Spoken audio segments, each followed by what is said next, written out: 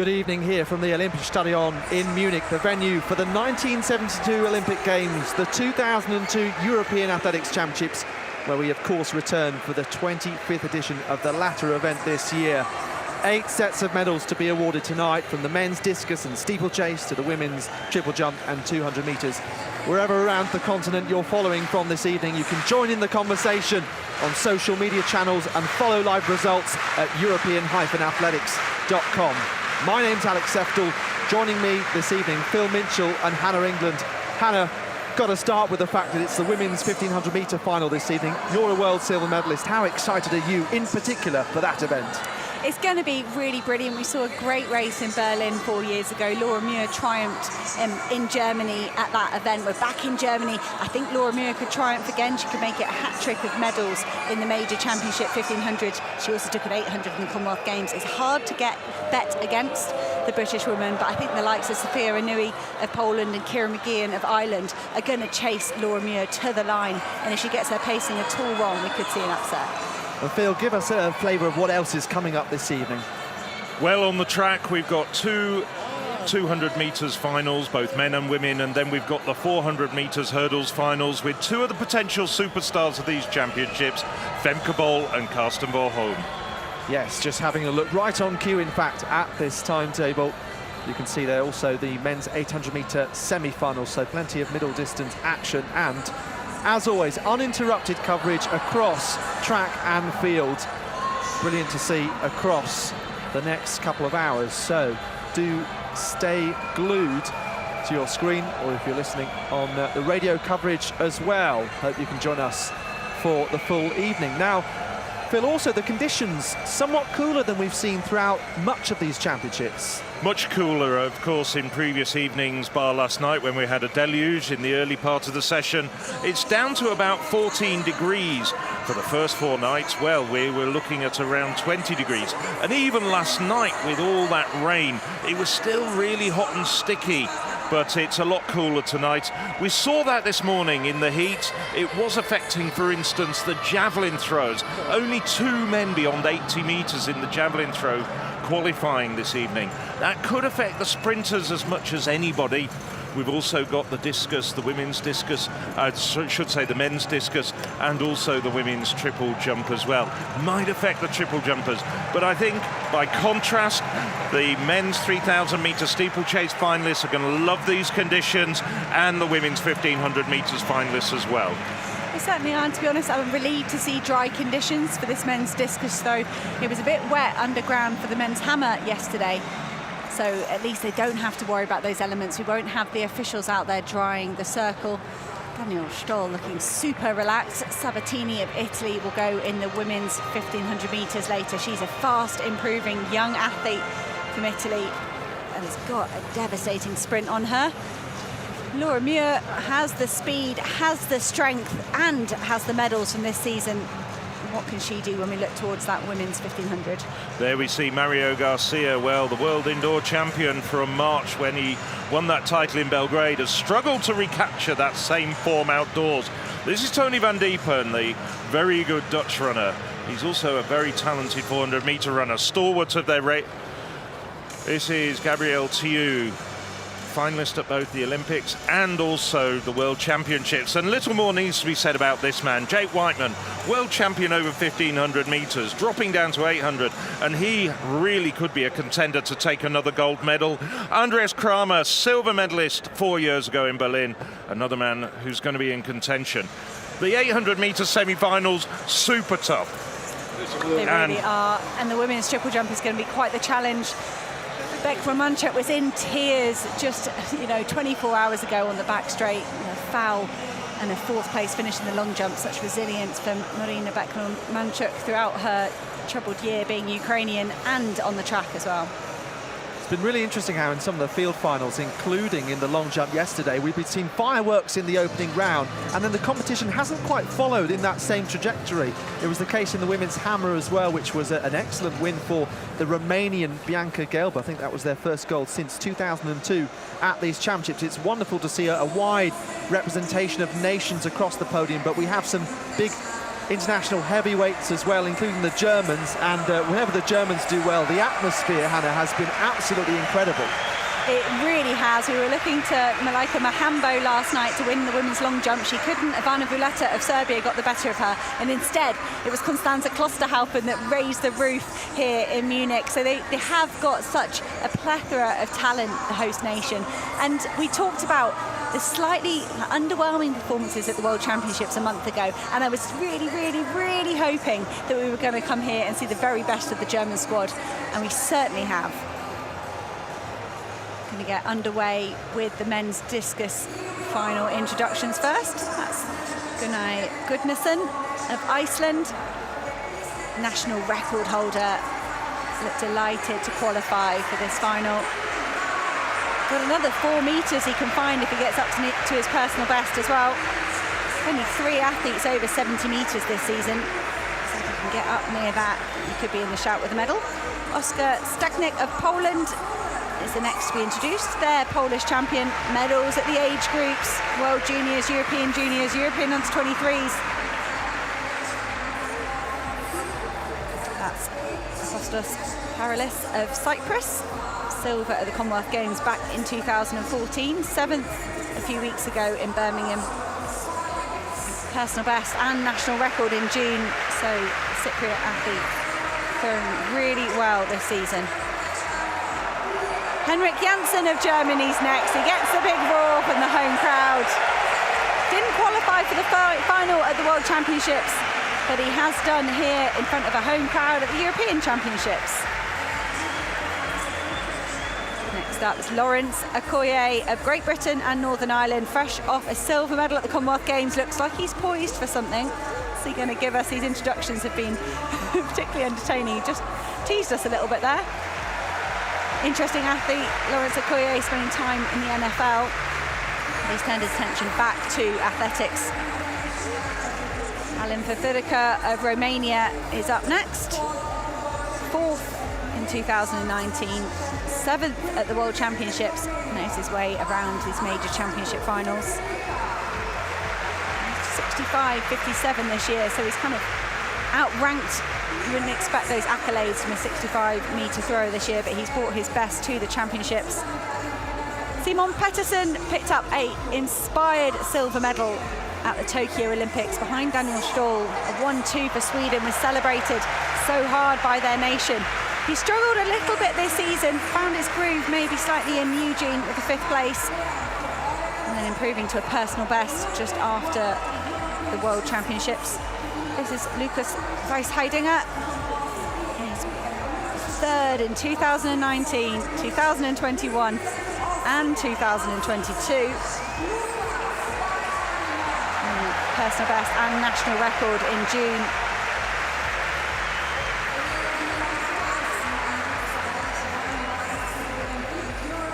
He's a young man everyone's getting very, very excited about. Mikulas Alekna is still just 19 years old. Won the European Junior and the World Junior title last year. At the Stockholm Diamond League, he went out to 69 meters 81, a world teenage best. The Lithuanian picked up a brilliant medal at the World Championships. He was only beaten by this man, Christian Che of Slovenia. He was last at the Doha World Championships in his qualification pool, promoted all the way up to 1st in Oregon in a championship record, and he threw a championship record in qualification here in Munich. This is Andrius Gudžius of Lithuania. He's the defending champion. Won the World Championships in 2017 by 2 centimeters. Picked up a bronze in Oregon, and he looks very focused. Andrius Gudžius, no smiles from the Lithuanian. He's here for business. Conversely, Daniel Stoll very happy to give us a bit of fun as he comes into the arena. I saw a quote from him at the beginning of the season where he said, "The pressure's on the young guys. I can just relax and try and throw as far as I can." And I'm starting to wonder whether that mentality was carrying through the season, and that entrance tells me it is. Daniel Stoll is so accomplished. It's got to sting a little bit that he was off the podium in Oregon after being the Olympic champion last year. That's your 12 men into this discus final. Just a point of note I saw when I was doing my research. Sweden haven't won this since 1938. That's so hard to believe. Daniel Stoll and Simon Pettersson picking up a gold and a silver last year at the Olympics, but that's the facts. So Stachnik of Poland underway, and it just fell out the front of the circle there. The athletes cannot go over that line at the front, so it'll be a foul throw to open this men's discus final. It's a great set of introductions there, Hannah, and it is wonderful to collect these beautiful nuggets of information along the way, isn't it? Whether athletes have been involved in other sports like Okoye in the NFL. We were talking about Burkhardt, who's a bobsleigh Olympic medalist, and Siragusa, who's a roller skater. And great to see that, obviously, in a multi-sport event here, that athletes have lots of talent. Simon Pettersson next into the circle. I said he was having a slightly underwhelming season, you know, high standards, I'm being a bit harsh, but he did get all the way up to 5th place at the World Championships. That was great. And then he went to the Swedish National Championships. He won there, beating Daniel Stoll, and threw a personal best of 70 metres and 42. Put him 3rd place in the world rankings this year. If Simon Pettersson can maintain that form he's found in August, he could get himself back on the podium here in Munich. We'll give him the lead because we had a foul from Stachnik of Poland in his opening round effort. Simon Pettersson, 67 metres 12, that's not bad. We didn't see a great number of long throws in their qualification. Simon Pettersson, that will settle the nerves. Lithuanian Andrius Gudžius is next into the circle. He is the defending champion. That's why he's got that gold bib on. It's been a mixed championship for our defending champions. Sandra Perkovic managing to hold on to this discus throw title, a record 6 times. Gudžius, I don't know if he looked nervous or focused, but that's not what you want to see in a first round effort. Just too much speed, too much power. You can see his body weight, centre of gravity getting over the front of that circle. And he just slipped his feet outside. So 2 fouls and a 67 metres 12 from Pettersson.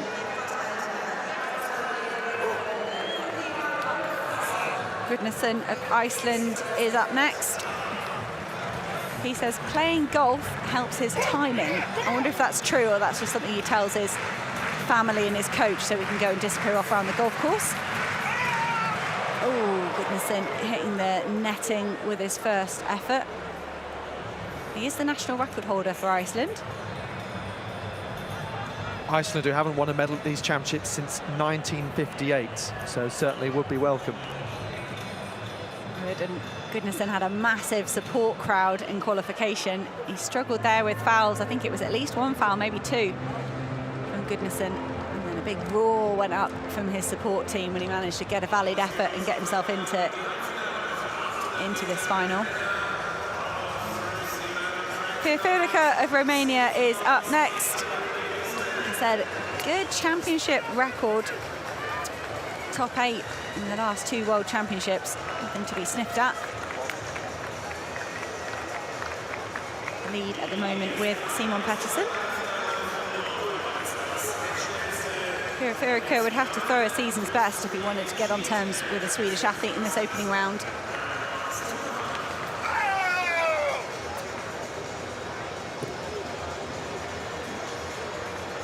Dropping down, maybe around about 65 metres, touch over there. 67 metres, 12 centimetres, the lead at the moment. 64 metres, 35. Firfirica puts himself up in 2nd place.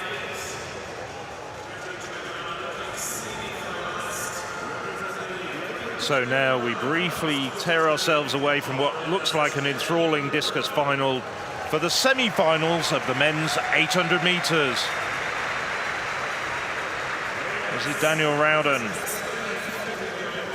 Olympic semi-finalist last year in Tokyo. On his inside, Adrian Ben, 6th at the 2019 World Championships, 5th in Tokyo at the Olympics. The very first ever international championship for this talented young man. Thibaut de Smet, who's improved to 1:44.89 this year.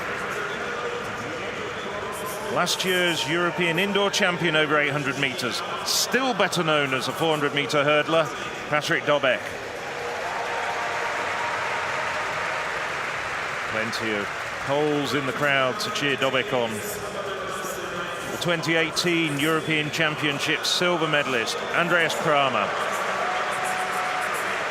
Likes to front run. Could make this a very fast semi-final. On his inside, the French champion and the fastest man here in Munich in the absence of the injured Briton Max Bergen. Benjamin Robert, and personal best of 1:43.75 in Paris. This is the current European under-23 champion, Simone Barantini of Italy. 22 years of age. And on the inside, Bosnia's Abedin Mušezinović. Well, World Championship medalist Anil Tuka crashed out of the heats, but Bosnian interest kept alive by Mušezinović.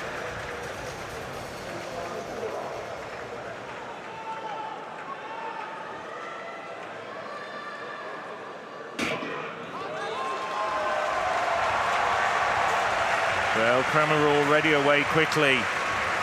Patrick Dobek up there. Looks as though they're settling into a slow pace. This would certainly mean that some of the faster finishers like Dobek would have the advantage. Now, after a very, very sluggish first 100 metres, the pace is starting to crank up. It's Rowden, followed by Robert. On the inside, Kramer. Then up there as well. So everybody, they've just decided to make this almost walking pace over the course of this first 300 metres as they enter the home straight for the first time. Dobek's decided he's had enough of that. Bit of pushing and shoving between Dobek and Rowden and Robert. Now Barantini coming around the outside. 55.65. This is all going to come down to a very quick 250 metres probably. Still no real increase in pace. Robert's moved to the front. Rowden to the fore as he's been from the gun. Barantini. Now the pace is starting to speed up a little bit. Robert starting to push the pace at the front. Rowden coming around the outside, looking to try and get in the inside lane. Ben trying to cover the break. Now Ben out in lane 2 as they enter the home straight. It's going to be a monumental sprint for the line after that really slow first 500 metres. Dobek trying to find his way through on the inside. Robert straining, Rowden going backwards. Barantini coming through. But Kramer just gets there on the line. Kramer never showed at the front until the final 10 metres. Andreas Kramer takes the win. And yes, you did get second place, Mr. Barantini. Let's just wait for confirmation of who took the third automatic qualifying spot. 1:48.37. The times don't matter as far as the first 3 home are concerned, but there's 2 non-automatic qualifiers. That was a very slow semi-final, despite all the thrills down the home straight. And it is Robert who gets the third automatic qualifying spot. Same time as Barantini. Dobek, you just have to wait, but that is a slow time. Not too many people get through European Championship semi-finals with a 1:48.63 clocking. But let's just wait and see. But the second semi-finalists know that they can take it out quickly, and they might well get 5 through. I am delighted that Andreas Kramer ran the race like that. He gets lured into leading. He's always desperate to have a decent, fast race. He's very quick on his day. And from the moment the race started and the Swedish athlete just slotted into the back, I thought, yes, because he's got a great sprint finish on his day. They took the bell painfully slow. 56.1 is like a very attainable target to the athletes in the second semi-final. I thought that was a good run off Patrick Dobek, the bronze medalist from the Olympic Games last year. He nearly pulled it off. That's the best we've seen him look this year. I thought Benjamin Robert was going to get kind of penalised for drifting. He drifted in the home straight, let Patrick Dobek through and Kramer through, but he had a little bit extra in the closing stages. Adrian Ben, really exciting athlete in the home straight. And Barantini, a young athlete here on the senior stage, looking totally at home, toe-to-toe with Andreas Kramer and Benjamin Robert. Kramer is the only athlete returning to the semi-finals from last year's final, from 4 years ago, and he's a returning medalist. He's looking good. We're still in the first round of the men's discus. This is Lawrence Okoye winding up. Very clear stop there. You want to block and transfer all that momentum into the discus. That was nice. That was big from Lawrence Okoye. He's not really hit the national record heights he threw a few seasons ago. Like we said, taking that time off in the NFL, playing for the San Francisco 49ers and then some other squads. But Lawrence Okoye with that throw, very much re-announcing himself on the European discus throwing stage. His silver medal at the Commonwealth Games was brilliant. The lead still with Simon Pettersson. Oh, not anymore. 2 centimetres further. Lawrence Okoye, season's best, 67 metres, 14 centimetres. Pretty competitive in the top points there. 2 centimetres. You saw a 1 centimetre advantage being handed around between Bence Hallers and Volchik Novitsky in the men's hammer throw yesterday. 2 centimetres at the moment in this opening round of the men's discus. Here's Daniel Stoll, the Olympic champion. That's good. Over 65 metres. Great to see him so relaxed. I'm imposing sort of what my emotions would be if I was Daniel Stoll. Frustration and won an Olympic Games. You've got to think you're going to win a World Championships, very least get back on the podium. Daniel Stoll was 4th place, so that's good. 66.39, a nice opening round from Daniel Stoll. Well, without much more ado, it's the second semi-final of the men's 800 metres. This is Gabriel Tual. So from the outside, the world indoor champion. He loves his motorbikes, does Mariano Garcia. That's become his signature, cranking up the accelerator. 21-year-old Daniel Huller, first year at 800-meter running, and he's improved to 1:45.53. Man to look out for next year at the European Under-23s in Finland. Mark English, bronze back in 2014, 3 editions ago. English now 29. Not far off his best this year. Tony van Diepen. Tony van Diepen often shows his 400-meter speed. Stalwart of the Dutch 4x400 meter relay teams, a very fast finisher. That might suit him in this sort of race. Gabriel Tual made the final at the Olympic Games in Tokyo when he finished 7th and then 6th at the World Championships last month. He's improved to 1:44.14 this year. Ben Patterson, another man who's really improved this year, 1:44.23. Recently got a Commonwealth Games bronze medal in a very high quality race.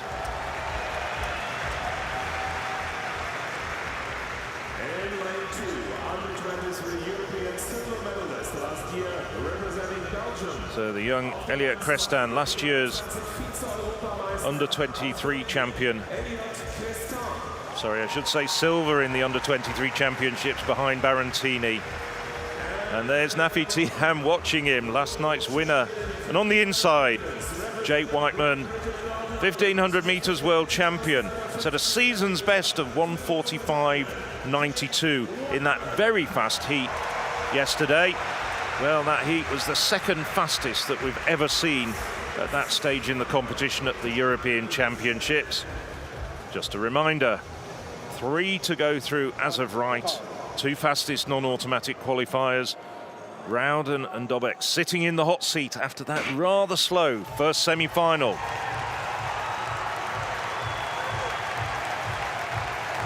and they're already looking as though they're a little bit quicker over the first 100 meters. Not lightning fast. Well, this isn't a one-day meeting like a Diamond League meeting or a World Athletics meeting.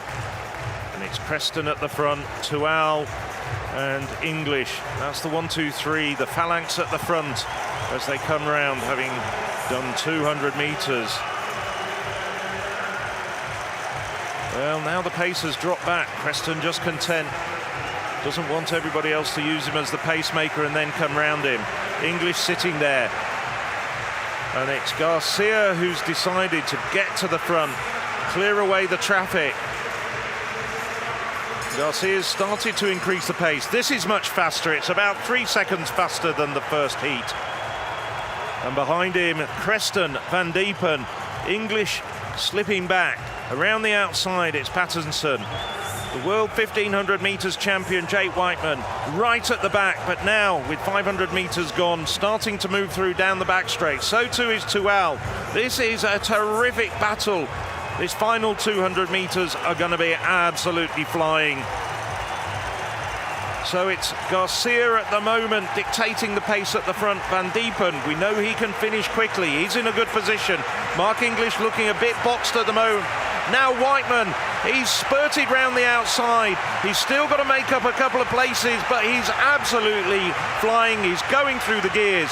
English doing well at this stage. Garcia just jogging in. He's done everything right from the front. So it's Garcia, Whiteman and Mark English. That's the 1, 2, 3. And I'm fairly sure that's quick enough to see the next two men home through as well. We'll wait for confirmation on that. That's as if to say, if you ever doubted me. Well, he struggled, had injury and illness in the early part of the summer after his win in Belgrade, but he's come back in this race at least with aplomb. Mario Garcia, he's still going through the motions with all this motorbiking antics. And Jake Whiteman, what a calm and collected and composed performance from Whiteman. And it is indeed Patterson and Creston who go through. 5 men progress to the final from this semi-final.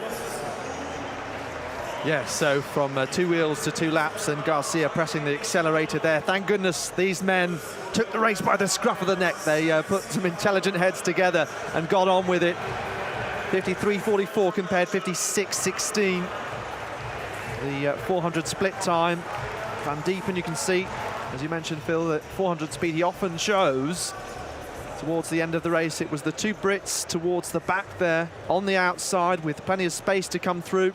Jake Whiteman saying he's glad to have something kind of refreshing challenge as he hopes to still be considered a top 800 runner. Mark English, well, the Irish middle distance runners now responding to the fantastic performance of the sprinters. I think they felt a little bit under pressure, but you can see English at this point. There he is in the Green of Ireland, following Whiteman and Garcia home, with Patterson trying to put on a late charge.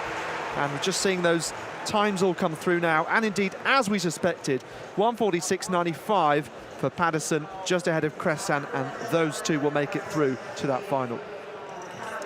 Something I really loved about that race, a sort of tactical kind of thing for me, Jake Whiteman set up that move down the back straight. It was a big last 200 from Jake Whiteman, but he started getting into that position a whole 100 metres earlier.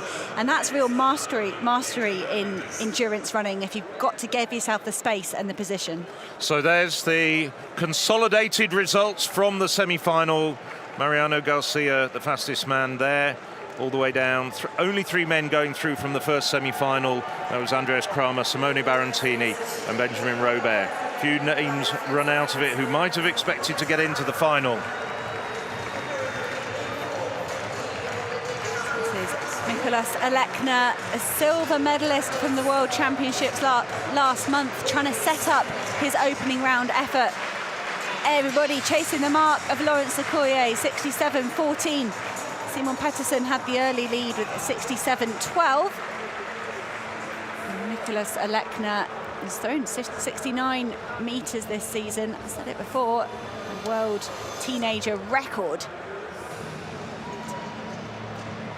Alekna, he seems, I don't know, he shouldn't be, I don't think he's too happy with that, but perhaps knowing exactly what he needs to change.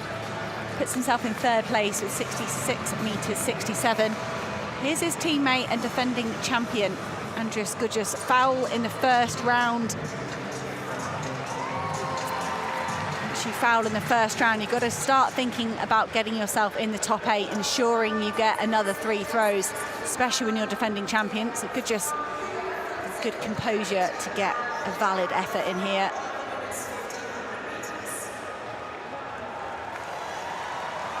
Let's see what that gets measured at. It's landed pretty much on the 65-metre line. Gudžius, 65 metres, 17 centimetres. 5th place at the moment.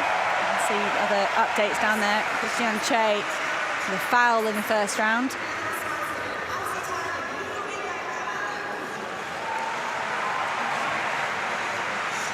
There's the women's triple jump. Just a quick glance at some of the competitors. We're about 15 minutes away from the women's triple jump. There's Neely Eckhardt. Neely Eckhardt, probably the best bet for German medal tonight. Not too many home options. There's Naomi Metsuga, the Briton. Bulgaria's Alexandra Necheva, and then Patricia Momona on the outside. Christian Che of Slovenia. Foul in the first round. Just moving towards the end of the second round. Through a championship record in qualifying. And just losing his balance there a little bit. Will be a valid effort. Up towards the 70-metre line for Christian Che. It wasn't perfect, but it doesn't need to be when you've got the ceiling Christian Che has. 71 metres 27 this season. Still 20 centimetres less than Daniel Stoll through in June. But Christian Che very much the man to beat here. He's won so many of the major events this season. Birmingham Diamond League and a Diamond League record, the Rabat Diamond League, the Rome Diamond League, Stockholm on the Diamond League circuit again, and then the World Championship. Surely Christian Che is going to add a European title to his 2 European under-20 titles. Valid throw in the second effort is going to help matters. Come up on my system at 67.62. That would be a new lead for Christian Che of Slovenia, nudging himself ahead of Lawrence Okoye. Next up is Lucas Weiss-Heidinger. Good speed, manages to control it, keep himself in the circuit. You can see, though, we've added that 8th place line onto the grass. And that's the important target. Weiss-Heidinger, the penultimate athlete in round 2. Round 3 will be all about who can get into that top 8. Who's going to miss out on the final 3 throws. Weiss-Heidinger at the moment struggling with 2 fouls, as is Oscar Taknik and Gudnason of Iceland.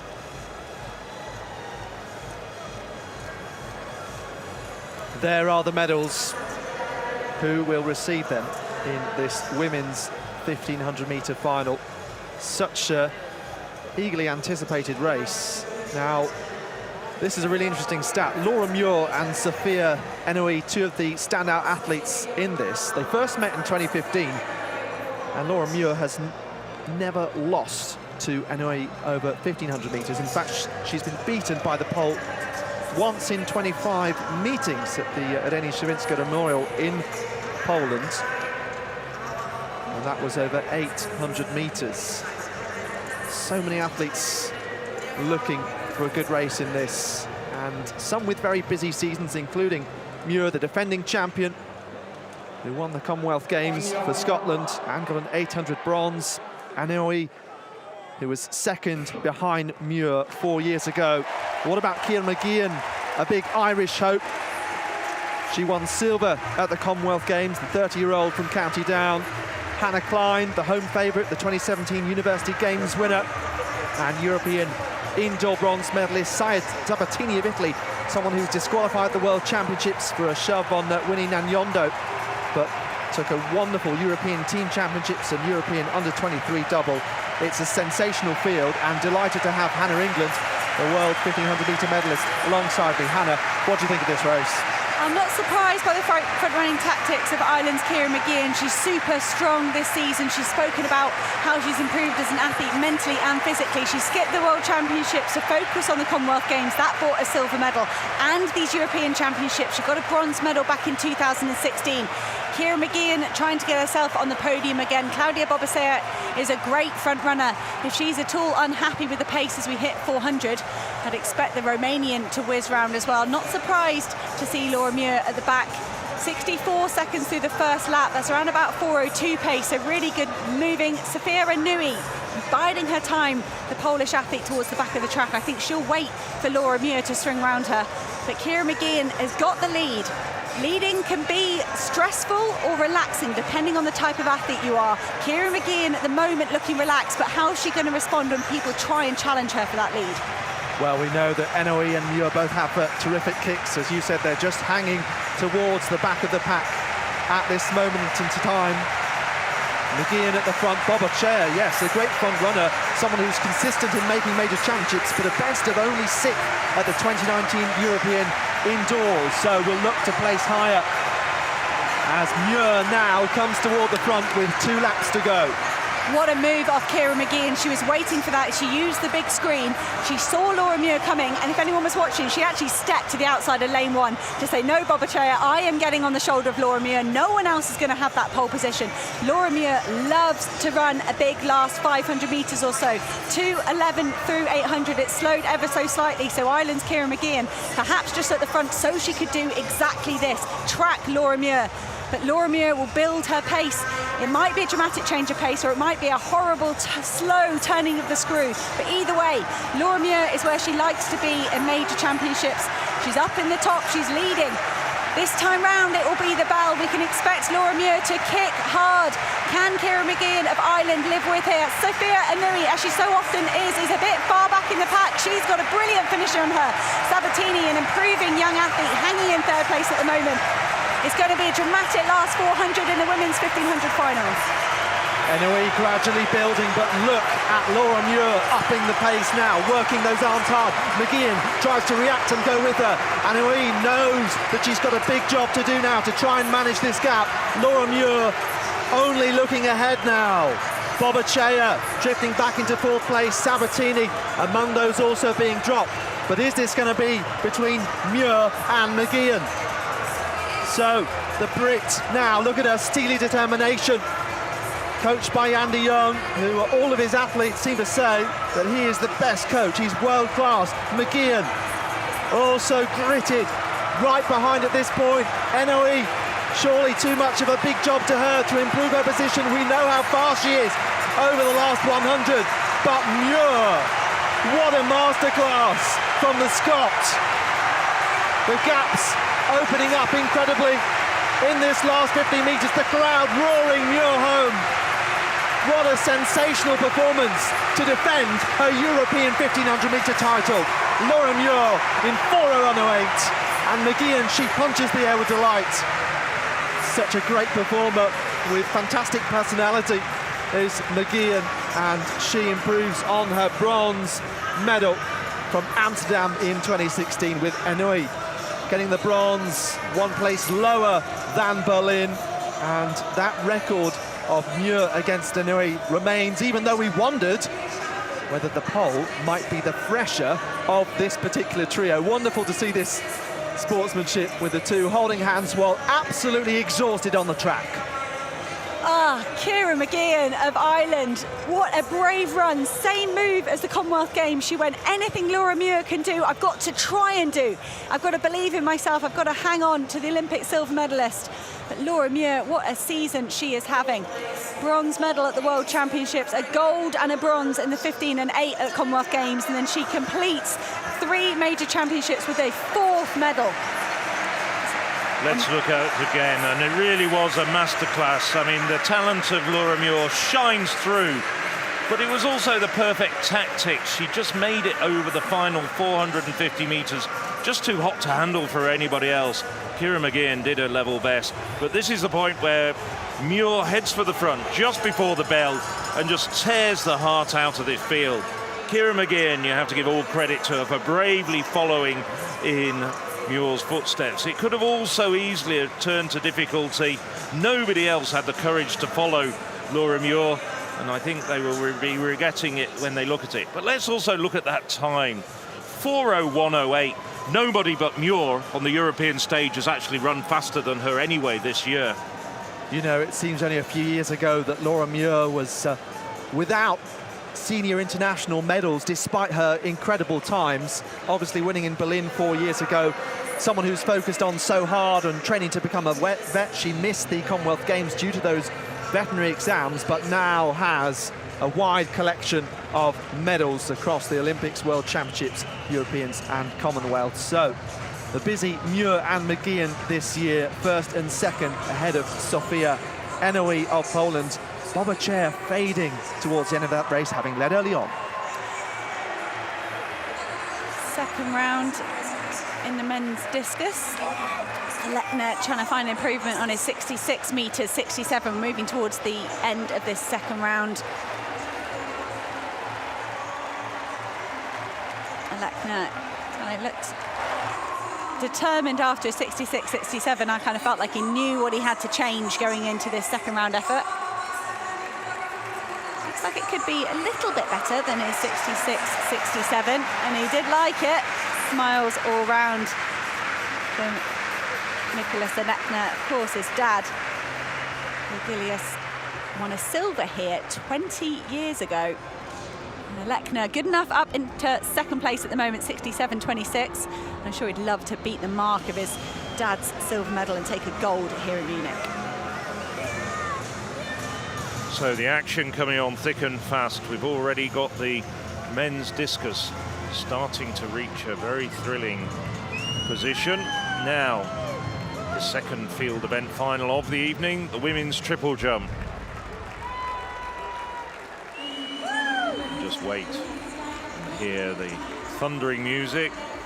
Dreisprung-Frauen in German. There's the medals. I think they move the medals around every time that they have a presentation coming out, or over to the start, for instance, of the 1500 meters. So this is Spiridoulou Karidi, 2019 under-20 champion on the European stage, and we're in the Swedish town of Borås. Alexandra Necheva.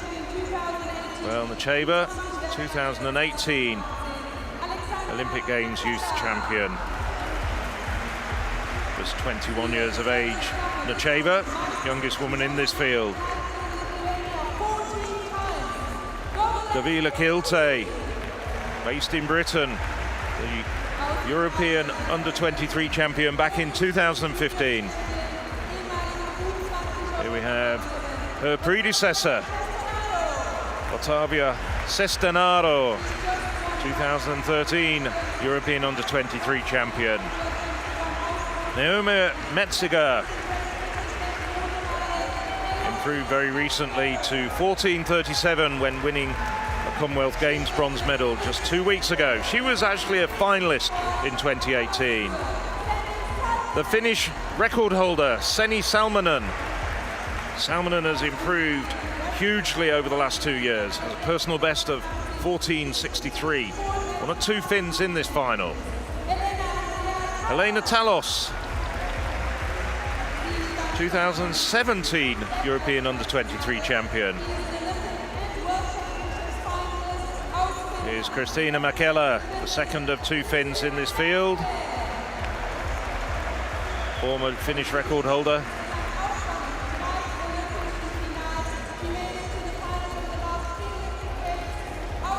Mäkelä, two-time Olympic champion. Anna Minenko in 3 Olympic finals. She's finished 4th, 5th and 6th. The Israeli got second at the European Indoor Championships back in 2016. I should say the Outdoor Championships. Now, Marina Beck-Romanchuk. This is her first year of serious competitive triple jumping. Second in the World Indoor Championships and finished 4th last night in the long jump. Neely Eckhart Noack, Germany's best hope tonight, and jumped a personal best of 14:53 in qualifying.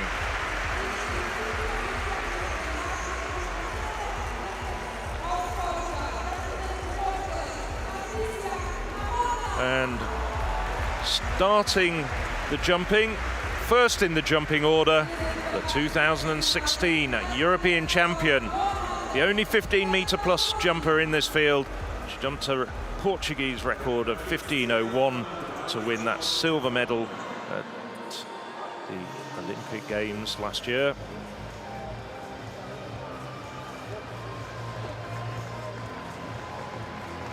And there's Eckhart Duac. You can see the built-up shoes that the triple jumpers use just to absorb the heel shot. So Momona ready to go. That's a tremendous pedigree in the big events. 2012 European silver, 2016 European gold, 2021 European indoor champion, 2021 Olympic silver medal. Every time with a Portuguese record of one form or another.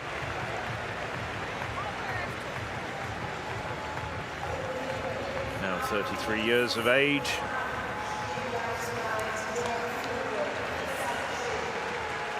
She's already seen her compatriot Pedro Pablo Pachado take gold in the men's triple jump.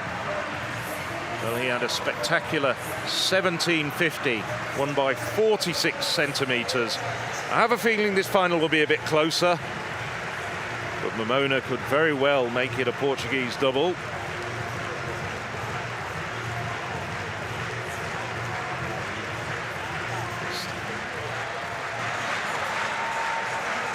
Well, they're just taking their time getting underway. They should have actually started a couple of minutes ago. Just a few questions, I think, about the jumping order. There's Marina Beck-Romanchuk. She was so upset just to be picked in the last round by Britain's Jasmine Sawyer. Nudged off the podium. Romanchuk went straight from Belgrade to a training camp in Portugal.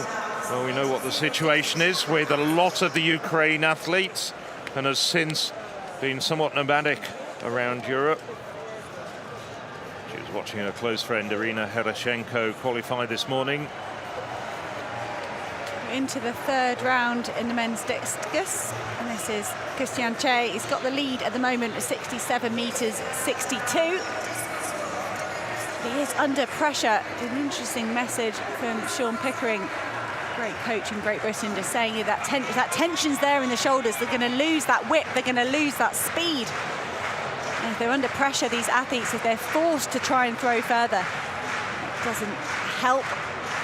But Christian Che did manage to deliver something in the second round to get himself up above Lawrence Okoye. And he's definitely got the last three throws.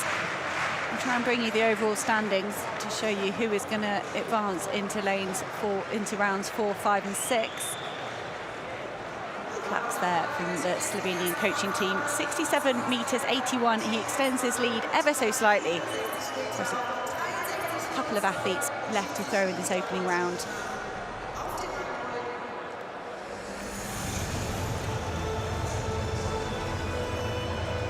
Steeplechase athletes are down on the track, ready to do 7.5 laps, 35 barriers, 7 water jumps, 6 water jumps. They skip it on the first round.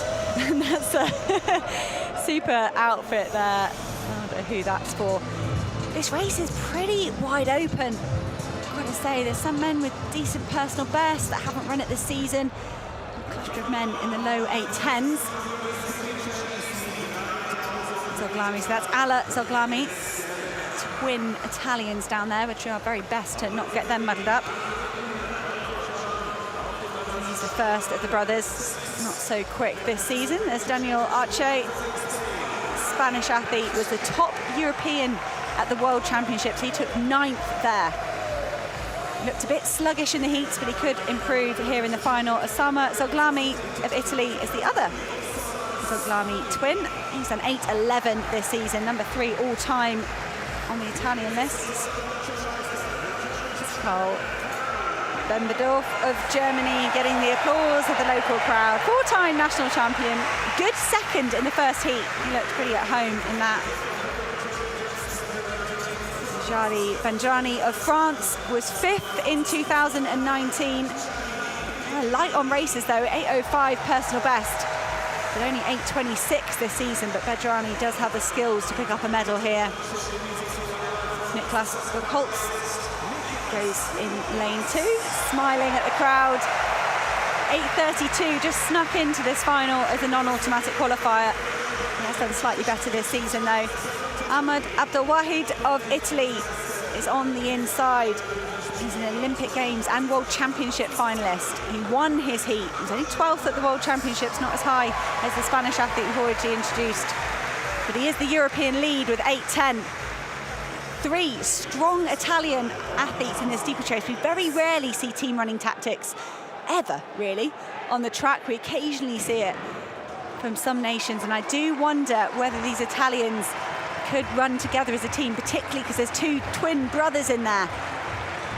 Surely they do their training together. Surely they're going to want to push each other and support each other. That's Topi Raitanen of Finland going to the lead at the moment. He was 8th at the Olympics. He's got a brilliant finish on him, Raitanen. Surprised to see him in the lead. I don't think he's going to make it particularly fast. And 2 French athletes in the 4 as well. Jardini and Galver is kind of occupying 2nd and 3rd at the moment, but that's nice and sedate, very slow. They will run a full 400 this time, and then they're going to switch in for an indoor inside water jump, so then it will get very hard to figure out exactly how fast they're running until we get those kilometre splits.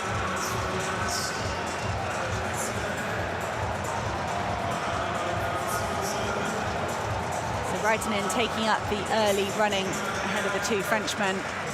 As they run around the outside, we have the men spinning around the inside. Lucas Weiss-Heidinger is next in the circle. 2 fouls to his name. He needs to get in that top 8 if he wants another 3 throws. That mark at the moment is 62 metres. And so, maybe a little bit further, and a lot of change through this 3rd round. Heidinger has been on major championship podiums before. The Austrian is struggling a little bit here. You can see that 8th place line there. Weiss-Heidinger, I think, has just dropped beneath it. 63 metres and 2 centimetres.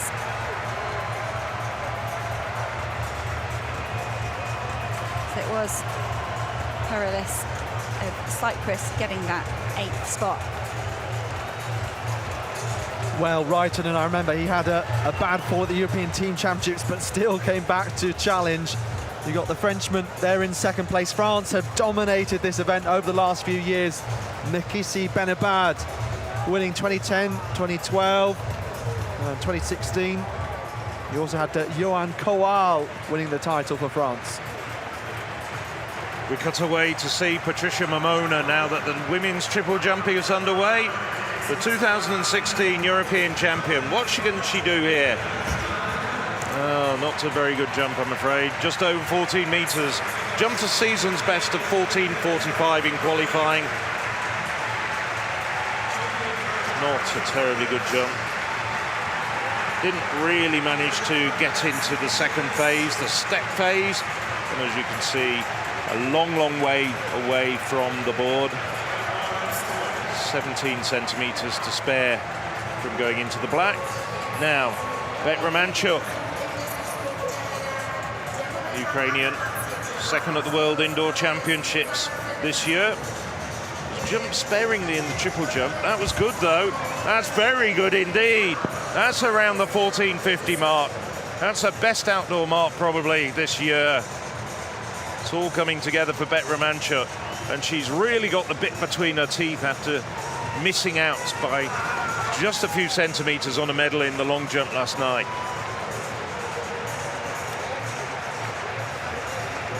Well, Bet Romanchuk spot on the board. That really was excellent from the Ukraine jumper.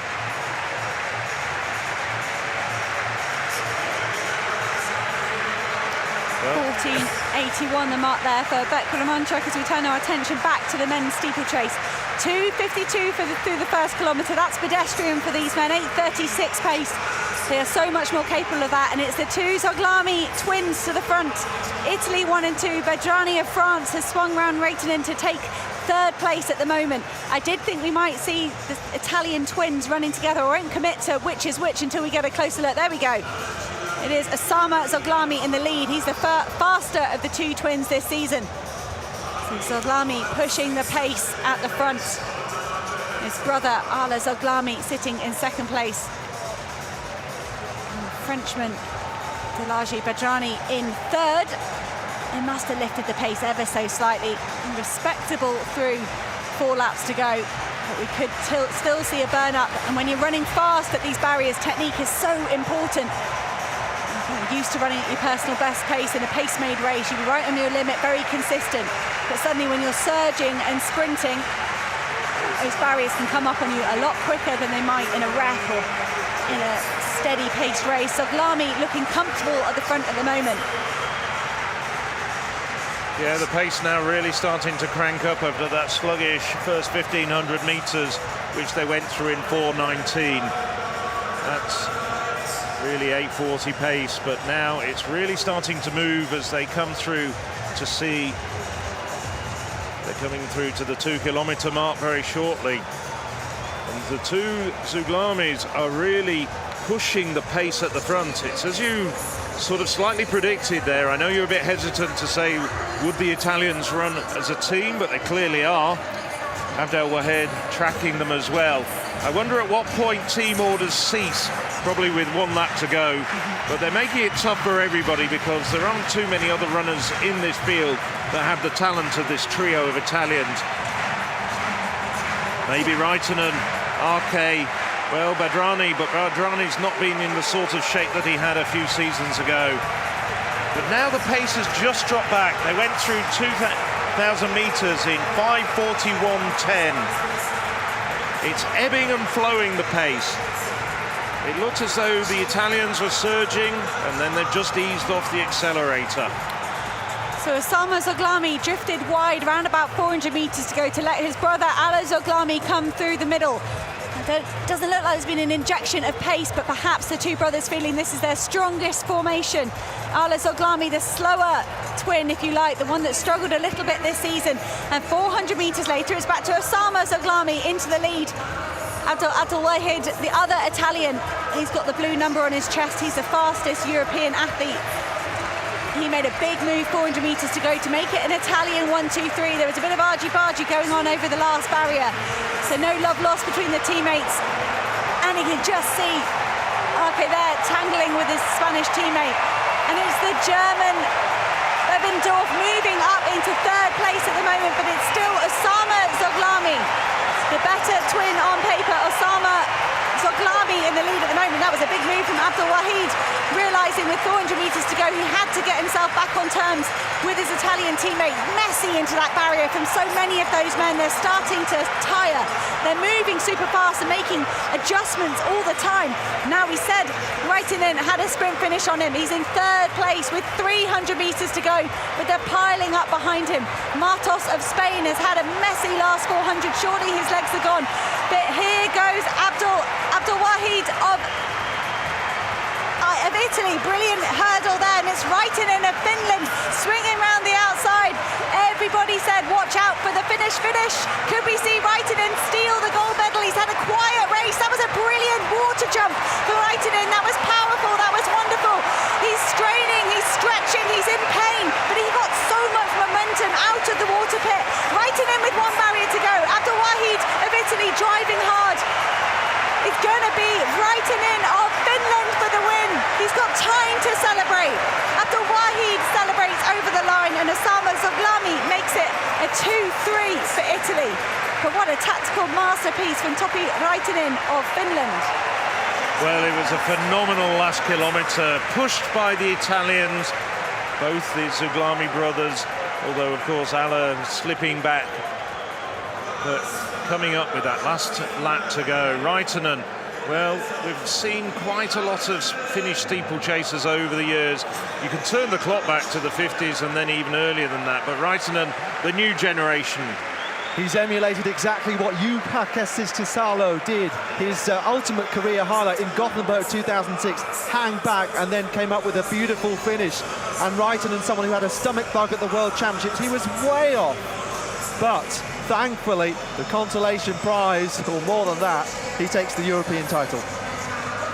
And you've got to be left wondering what Arke and Martos could have managed if they hadn't tangled with each other with about 500 metres to go. And you can see the frustration there for Sebastian Martos of Spain. Raitanen was in that pack, but he managed to navigate a lot of that drama really well and maintain his position and his momentum without getting tangled up with the other runners. It was a brave move from the German Bebendorf as well, with around about 450 metres to go. Wow, Messi off the line. That's male steeplechasing for you. Wonderful shot there of the steeplechasers going over.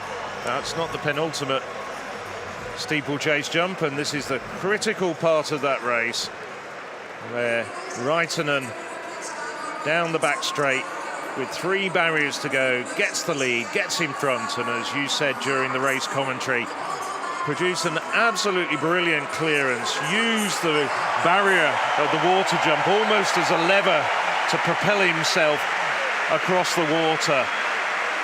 And then, barring accidents, it was the gold medal was his with 150 metres to go. And we knew that, well, in an 8:20 race, he was always going to be difficult to beat. Abdelwahid, well, he's run 8:10 this year, but seems extremely pleased with his silver medal. 2 gold medals now to Finland, following in the footsteps of Wilma Murto in the women's pole vault a few nights ago.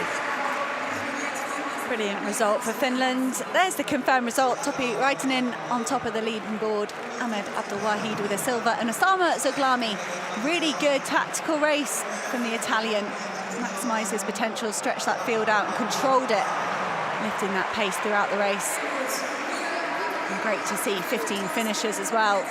Saw some casualties in the opening round. Axel van Christensen, Denmark, wasn't able to finish his heat. There's someone that's had a lot of fun this week. How nice to see Femke Bol still has energy for a smile. Let's hope she's got energy to navigate those 400-metre hurdles. She said this is her favourite event, that she feels comfortable once she's back in front of the hurdles. And the 400 was the awkward one. She was glad to get that out of the way. Could she go for the double? So back in the first round of the triple jump, it's Naomi Metzger of Great Britain. Oh, that's a nice jump. That's a nice jump. Well over 14 metres. There's a personal best of 14:37, which she just did 2 weeks ago at the Commonwealth Games in Birmingham. I got a feeling that's very near it. Oh yes, you can see there with the little marks on the board on the side. Still plenty of space between her and the black. Of course, it used to be the plasticine. So 14:33 for Metzger, just 4 centimetres shy of her best. Now it's Hanna Minenko, the very experienced Israeli. Silver in Zurich at the European Championship 6 years ago. That's not quite as good as Metzger, but still probably a couple of centimetres over the 14-metre mark. High stepping, technically quite good, but doesn't seem to have quite the same spring as some of her rivals. 14:20 for Minenko. Now Eka Noack got that personal best of 14:53 in qualifying. Trying to follow in the footsteps of Kirsten Gieresch, who got a silver in Berlin 4 years ago. That's slick, that's nice.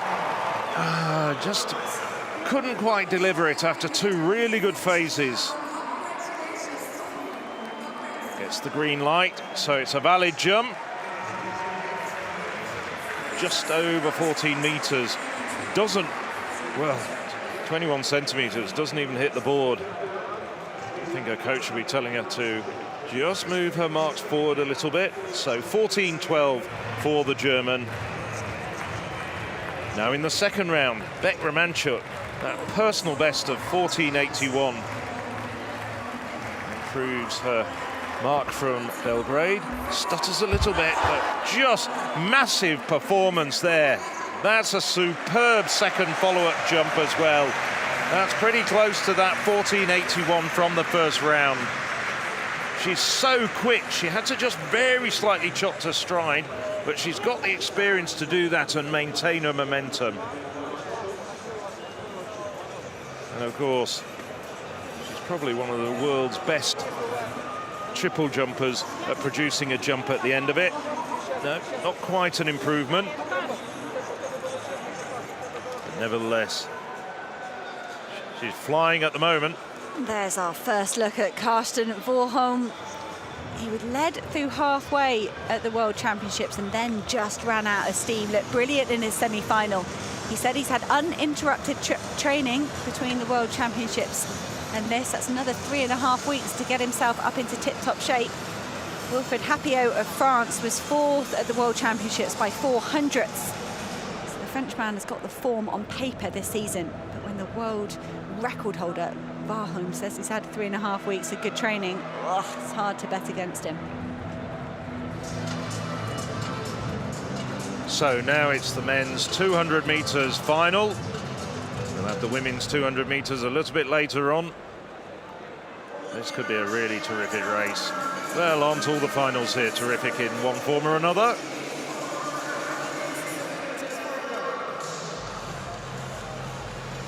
Packed Olympic Stadium.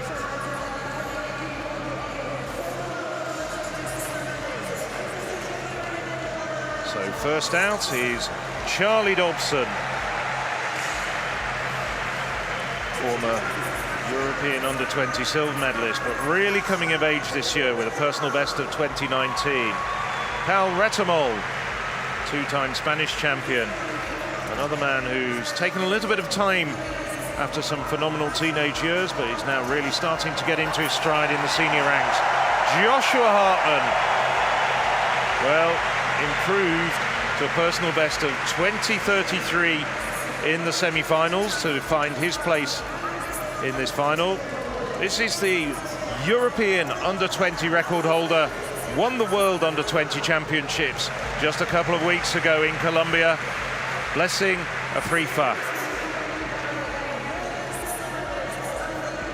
The second of 3 Britons in this final, silver medalist 4 years ago in Berlin, Nathaniel Mitchell-Blake. Filippo Tortu, well, we know him better as a 100-metre man. First Italian to go under 10 seconds over 100 metres. Slightly shaded now by the Olympic champion Lamont Marcel Jacobs, but still a really terrific sprinter. This is the defending champion from Turkey, Ramil Guliev, the second fastest European ever. Back in Berlin, ran 1976 to scare that long-standing European record. And Zarnell Hughes. Zarnell Hughes looking really sharp in his semi-final. For my money, possibly the favourite in this competition. Zarnell Hughes already a silver medal in the 100 metres to his name at these championships. The 2018 100 metres gold medalist. Guliev,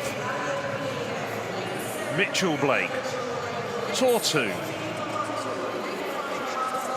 Dobson, Hartman, Hughes, Retamol, and the very talented but really still rather raw 18-year-old world under-20 champion Blessing Afrifa in lane 1. Perhaps the favourite after its displays on the international circuit and in the semi-final, Zarnell Hughes in lane 3.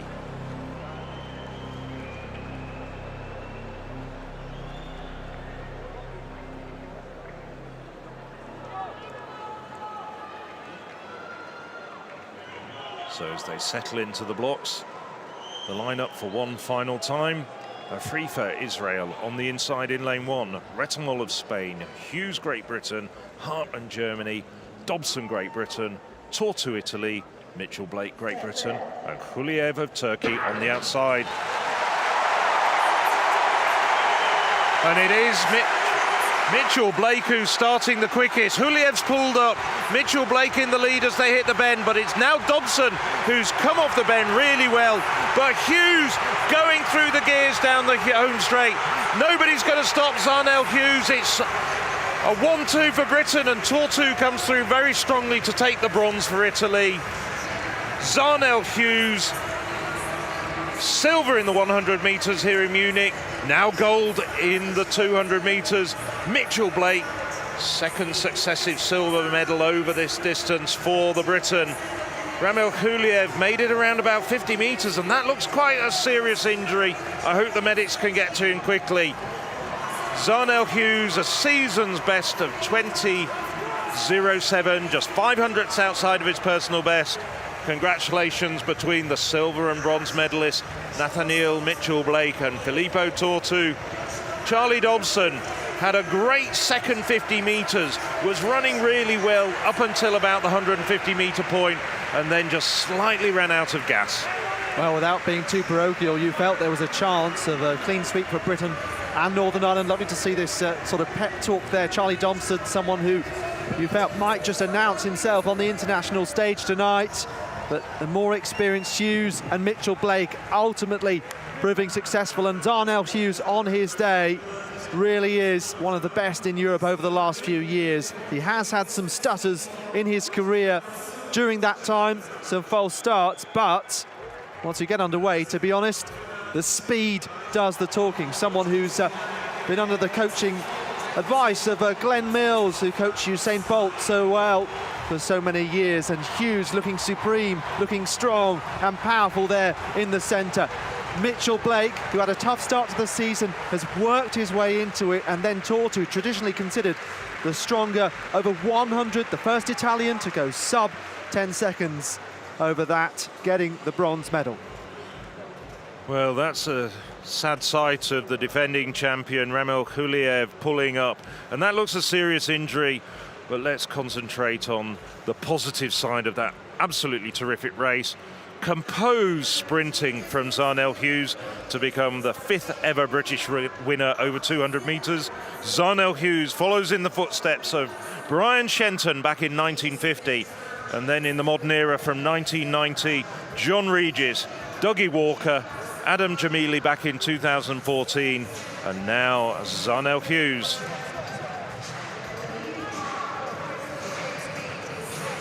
And the two of them will look strong for the relay, of course, which they won 4 years ago in Berlin. That time was 100 and relay for Zarnell. So maybe we can combine the 200 and the team event in 2022.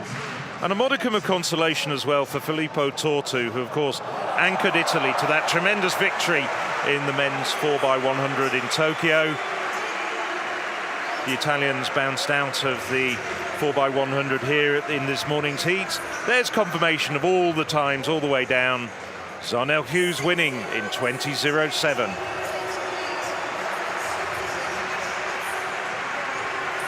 So this is Finland's Kristiina Merkala, 14.01 in the first round. Now Merkala, very good championship record. Oh, huge effort for Merkala. Absolutely massive step.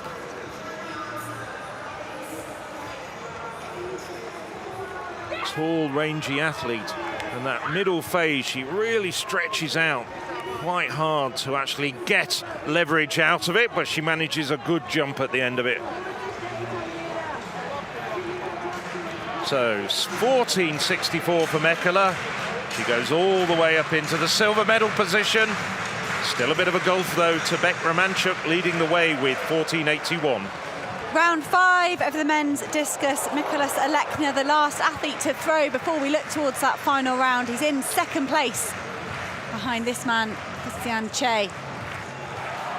Best throw for him. 67 meters 81. So Nicholas Alekna would love to find a tiny bit more. Silver at the World Championship. Wow!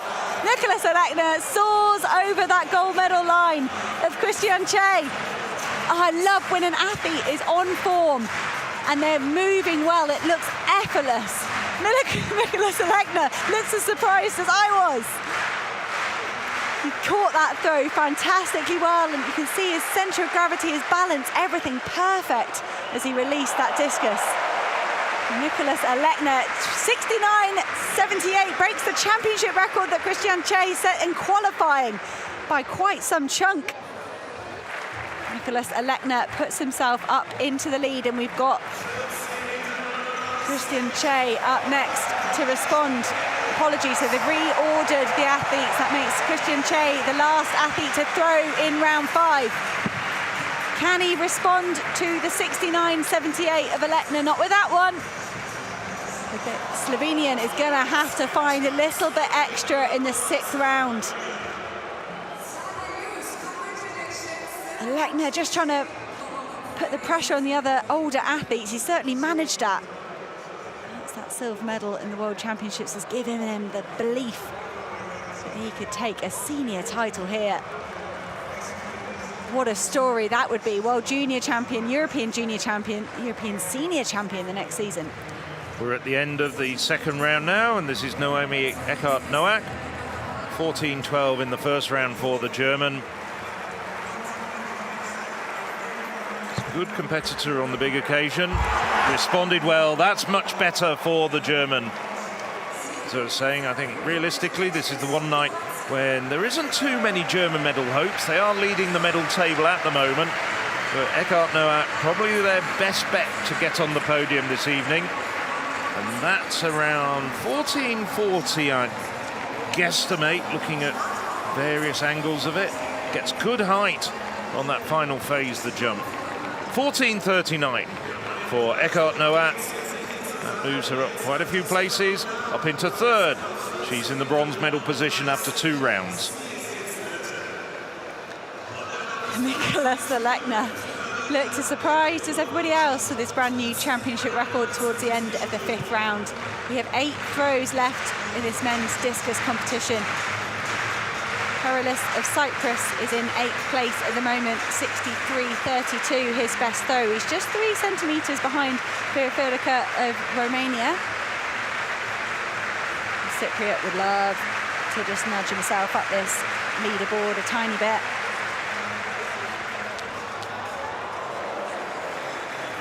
Been a good season for Cypriot athletics with a bronze medal in the men's hammer at the Commonwealth Games. A few nations eligible for all 3 championships. So Perilis, for me, just drifting off to the left-hand side there. There wasn't much oomph or power behind that throw. So Perilis will have to settle for 8th place here in the European Championship final. 7th at the World Championships.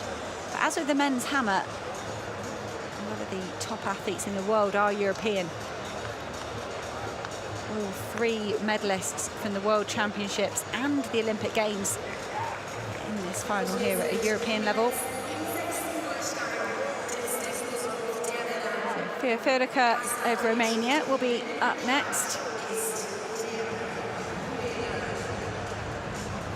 64 meters 35 centimeters. This is his best from round 1.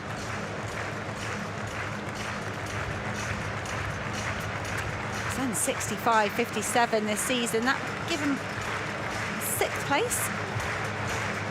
Could he possibly dream of something a little bit bigger? It's obviously good conditions. We've seen that championship record from Nicholas Alekna. Can that give the likes of Firfirca hope and belief that a big throw is possible if he hits it right? That looks good. Dipping just below the 65-metre line. I don't think that's quite going to improve. It's 64 metres 35. Couldn't match the exploits of his teammate Bianca Gabler. She took the gold medal in the women's hammer. Filica, 62 meters, 83 centimeters, stays in 7th place.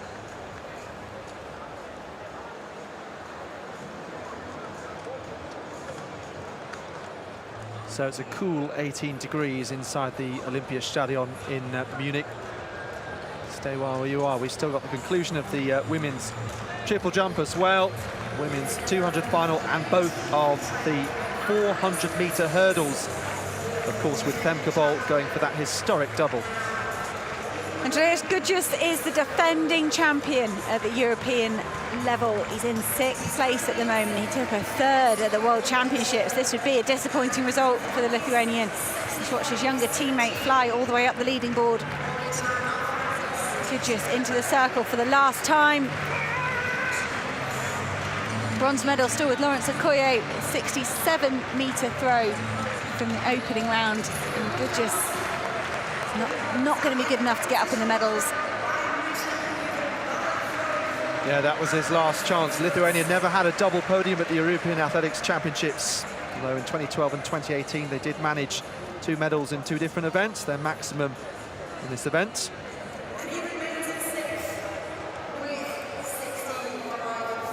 So we have 5 athletes left to throw. 2 athletes that can spoil the medal party. The podium isn't decided yet. The order certainly isn't decided. We've got the 2 big Swedish athletes coming up. Daniel Stoll and Simon Pettersson made headlines in Sweden with their 1-2 finish at the Olympic Games. 4th and 5th at the moment, the same positions they occupied in Eugene. Different way around though.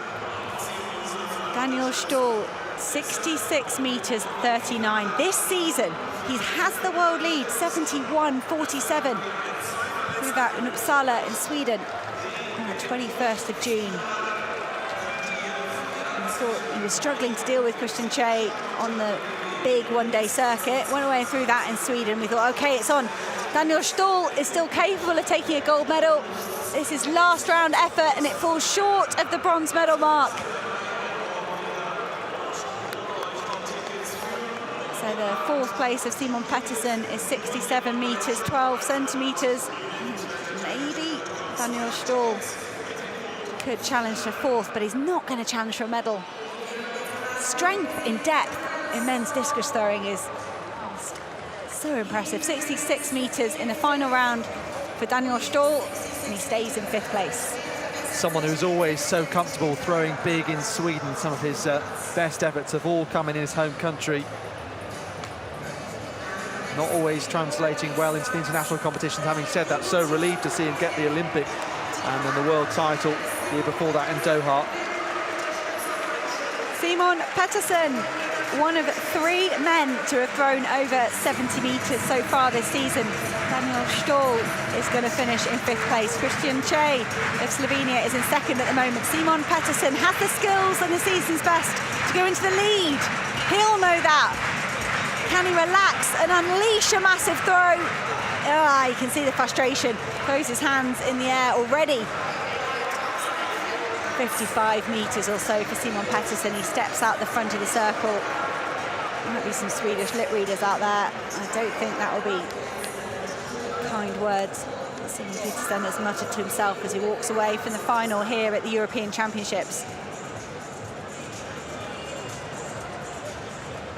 This is sport, it's so unpredictable. You have to reproduce your very best on the biggest stage. Pettersson was just 2 centimeters away from a medal. So we have our podium. Lawrence Okoye, Christian Che, and Mikolas Alekna.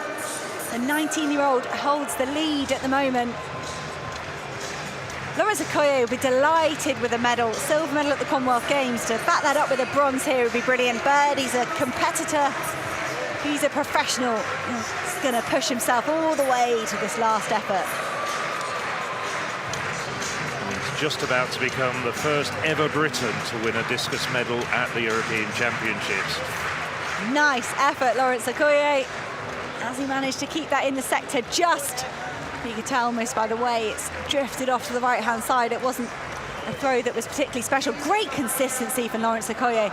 He often struggles to get full valid 6 throws, and he's got 5 there. 67-14 in the first round though. Lawrence Okoye Fantastic throwing. And a great start there from Phil Minchell. First ever discus medal for a British athlete. I also make that his best throw since his return to the sport following that spell in American football. Oh, that's exciting. Sekoye having to totally changed his muscles, his stature, his system, and to readapt it back into athletics is super impressive. 2 throws left. Christian Che has been undefeated apart from one performance in Turku. And some of the other athletes caught him napping. Other than that, he has stood atop of every leaderboard, every result in this 2022 season. Christian Che, he falls out of that. That's not going to be good. You can tell he's off centre, he's off balance. Christian Che of Slovenia has to settle for second.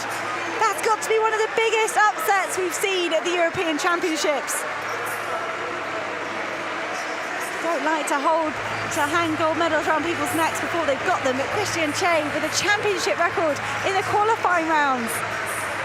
To be fair, it took a championship record-beating performance from Mikolas Alekna to dethrone the Slovenian Christian Che. He held the lead through some of the earlier rounds. There's the discus great. I think that looked like Gerd Kantner wearing a Slovenian tracksuit. I'm not too sure about that. He does coach Christian Che, so perhaps deciding to take his Estonian kit off and wear this. Oh, look what it means to Lawrence Sekoye, the struggles he's been through to get back to this level. But Mikolas Alekna is your European champion. Has he done anything special with his last throw? Not quite, but it doesn't matter. He beats the silver medal performance of his dad.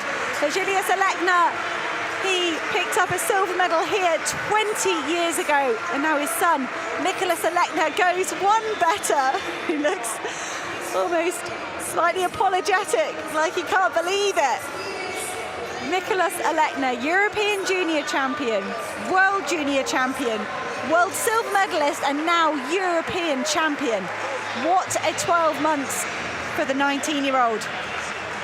Even more than that, the youngest ever discus medalist. No teenager has ever won a medal, let alone a gold medal before in the discus. These guys, they look tough, they look strong, and Lawrence Sekoye just crying his eyes out at his bronze medal. Sport means so much to people. We saw a similar response from his teammate Jazz Sawyers yesterday, and she picked up her first medal in 6 years. But Lawrence Sekoye, first ever British medalist in the men's discus. Mikolas Alekna, just seemed like he was performing without pressure.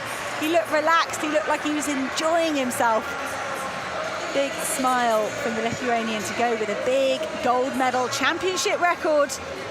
Christian Che, the world champion, having to settle for second, and Lawrence Sekoye with a season's best, his best throw in years, putting himself ahead of the gold and silver medalists from Sweden from last year's Olympics. Sure, it won't be much of a consolation, but Che's silver medal, the best ever performance by a Slovenian man at these championships. So, the start of round 3, and it's Patricia Momona. 14:26 so far. Slightly stuttering approach. It's possibly slightly better. Won't challenge the medals. And I think you can see from the expression on her face what she thinks of it. Having a few problems with her run-up. She's really not running flat out properly, and there's still a lot of room to spare on the board. So 14:39. I said it wasn't going to challenge for the medals, but on the basis of second best jumps, it does actually move her up into the bronze position. This is Minenko of Israel. Got a silver behind Momona back in 2016. Oh, that's a good jump. That's a good jump indeed for Minenko.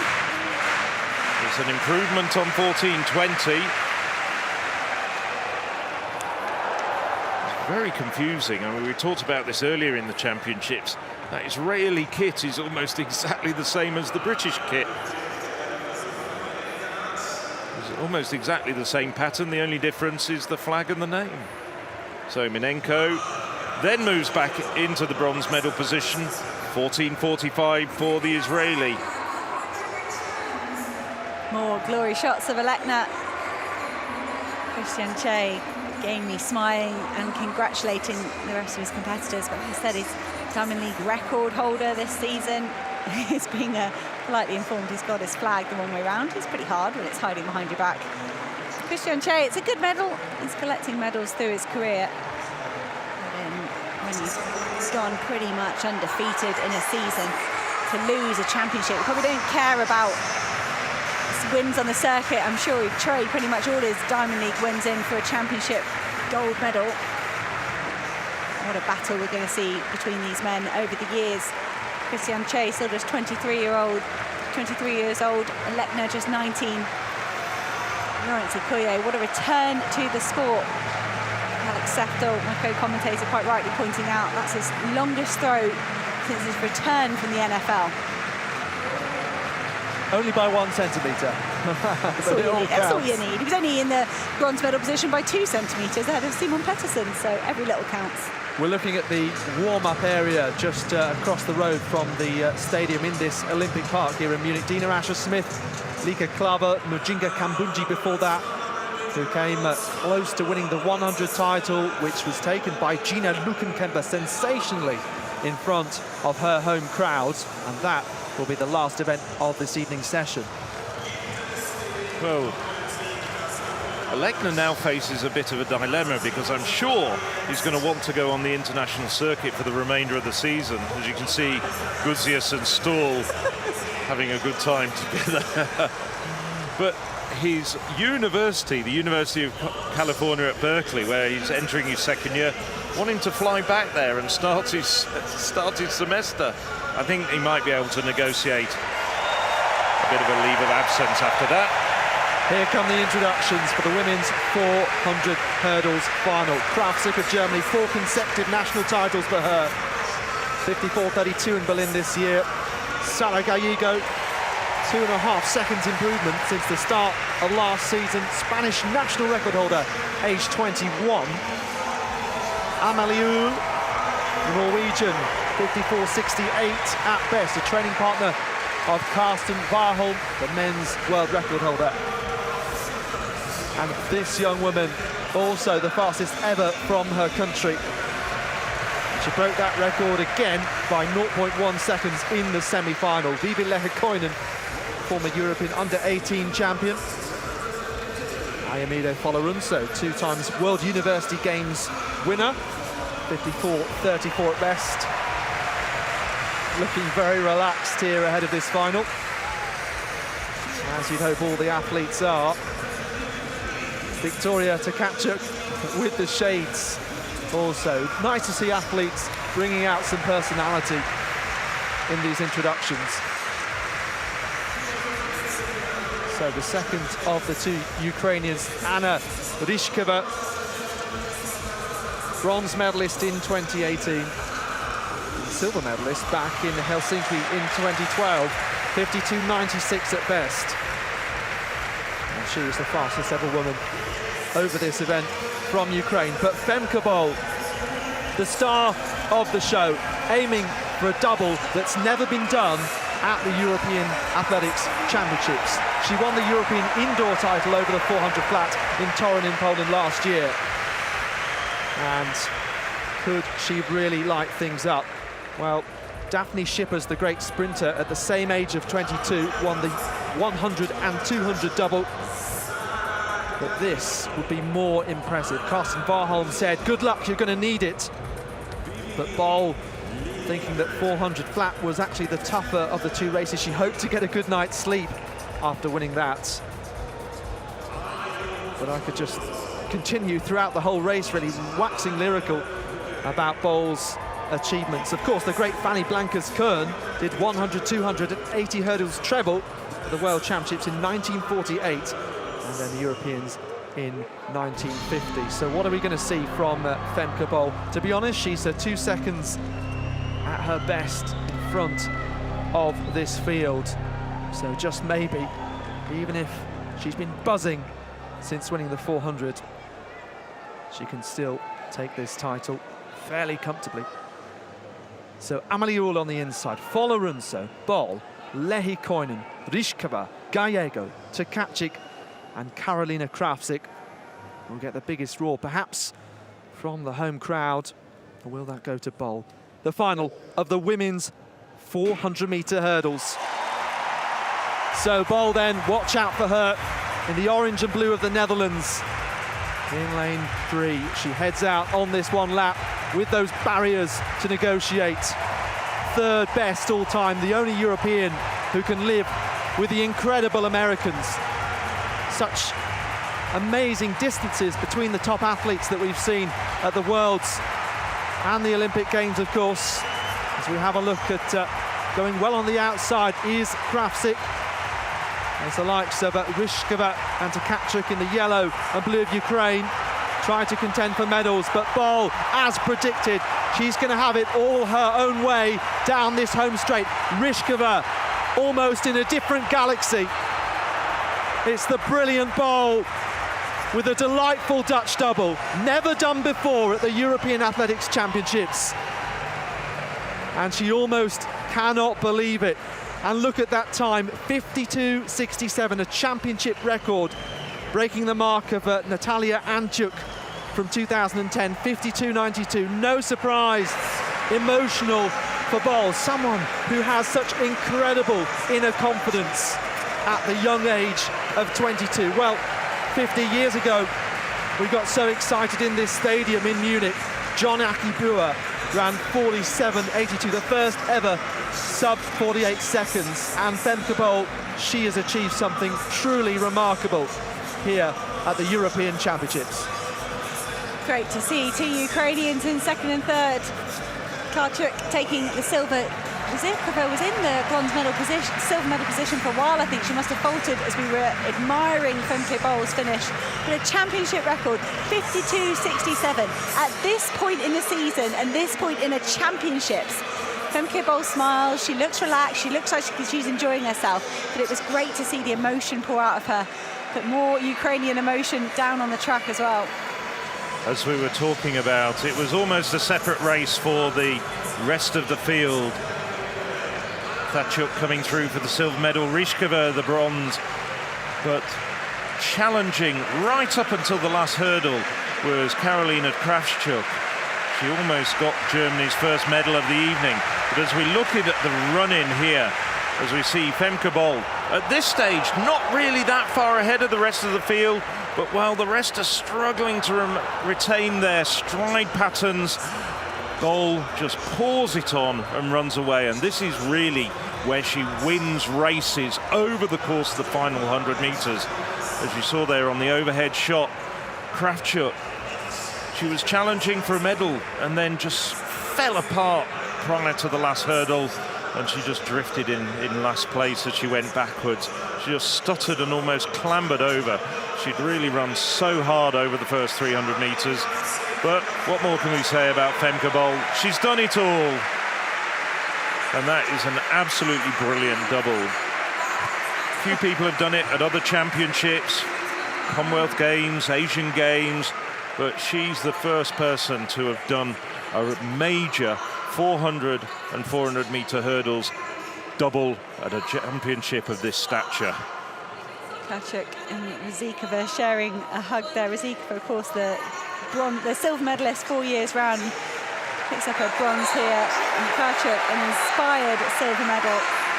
Femke Bol, kindly, as we've seen so many of the athletes do, donating her number to a young fan. They can go put that up on their wall at home and go, maybe I'm going to have a go in athletics. It almost took that lady as long to undo the safety pins as it did Femke Bol to get round 400 metres. Incredible stuff. I wasn't sure whether she was going to go sub 53 given just how much she's been through at these championships. I think it helped that she had a place straight through to the semi-finals in both, as all of the top 12 ranked athletes did, to help her achieve that double. But someone who broke Yulia Pechonkina's European record last year, had stood since 2003. You wondered whether she would really need to be pushed to a championship record. In the end, she did it all herself. So Femke Bol, from that fantastic performance in the 400 flat, and now the hurdles double. Two Ukrainians on the podium behind her. That was the women's 400 hurdles. Here's the men. Carsten Warholm just stretching that leg out. He's had hamstring problems. Makes me nervous when I see him take it through that range of motion. Hopefully that's a sign he's happy. I'd like to try and remember which leg it was. He's injured. Whatever happens, he'll go out just as hard, won't he? Yes, he absolutely will. So Patricia Momona, fourth round. She's currently down in fourth place with 14:39. Now this is a better run-up. This is altogether very much better, and I think that, well, just falls down short of the bronze medal distance, but might be a slight improvement from Momona. That run-up was much better than we've seen with her earlier jumps.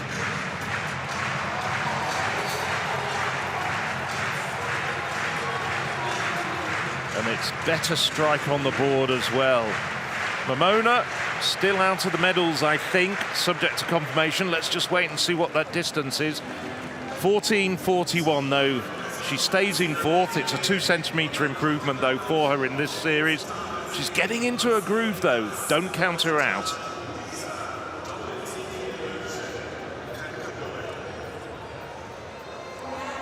Just look at the flight of Femke Bol there, so far over that barrier to end the race and come in home in front of a fantastic crowd here in Munich, who I'm sure are knowledgeable and appreciate just what she's done as well. Back to the triple jump. So it's Marina Beck-Romanchuk leading the way with that personal best of 14:81 at the moment. Quite a considerable margin between her and the rest of the jumpers. She's just seen Ukraine take silver and bronze behind Bol, thanks to Anna Thatchuk and Anna Ryshkova. So Ukraine, already a good night for the country. Can we hear Ukraine's national anthem go out across the Munich Olympic Stadium for the very first time at these championships? That's good. That is absolutely magnificent. That could be the jump that seals the gold medal. Yes, there's 2 more jumps to go. What a terrific finale at the end of those 3 stages. The height that she produced coming off the step phase was absolutely awesome. And into a 2.3 meters per second win. Well, it was 14.80, just 1 centimeter short of her best. I thought it was a few centimeters better. It's just 1 centimeter shy, but she's really stamping her authority on this field. Well, this is Talas of Romania. Elena Andreea Talas, 4th at the last European Championships, just missed out on a medal in Berlin. 2017 European Under-23 champion. Talas has a best of 14:47. Has only just hit 14 meters this year. That's not going to improve any of those marks. Talas 8th at the moment as we start the 5th round.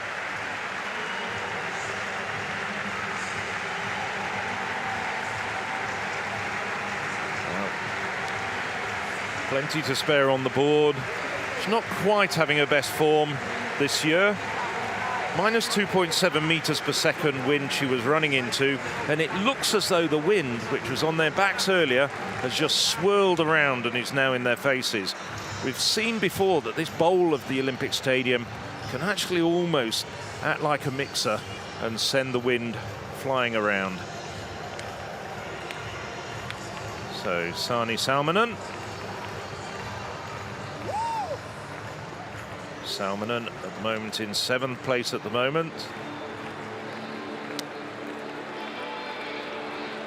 Their compatriot Markala in 3rd. She's had 3 fouls following on from that 14-13 in the first round. Is that another foul? I think that toe may have just gone into the black.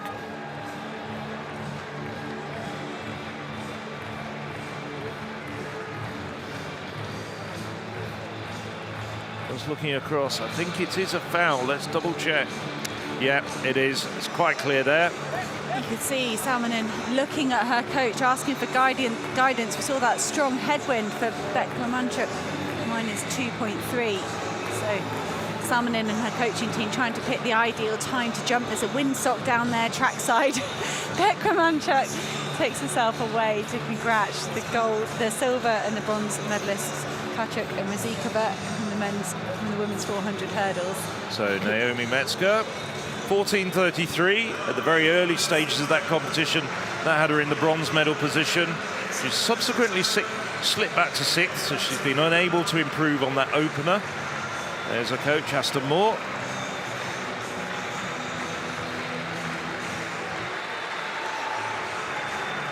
She's quick on the run-up, one of the high-stepping run-ups. Lots of space to spare on the board.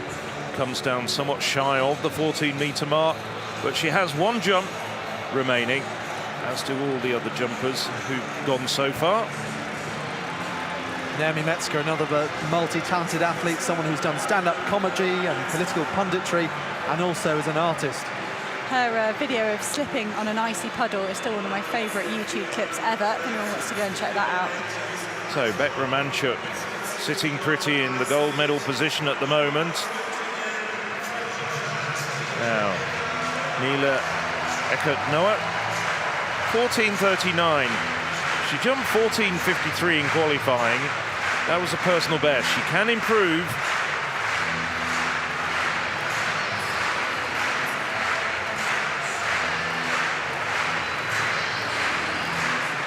And the crowd getting behind her to the strains of that 1980s hit from Joan Jett, I Love Rock and Roll.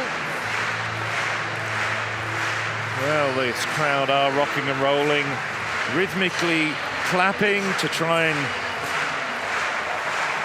motivate Eckert-Noah. Sure, she doesn't really need any motivating, it's just holding the technique together, and that's an excellent jump, excellent jump. Bang on the board as well. She is quick on the run-up, flat technique. That's, I think, won't get her up into the medals, but I think it is an improvement. Bronze at the moment held by Hanna Minenko at 14:45, 14:43.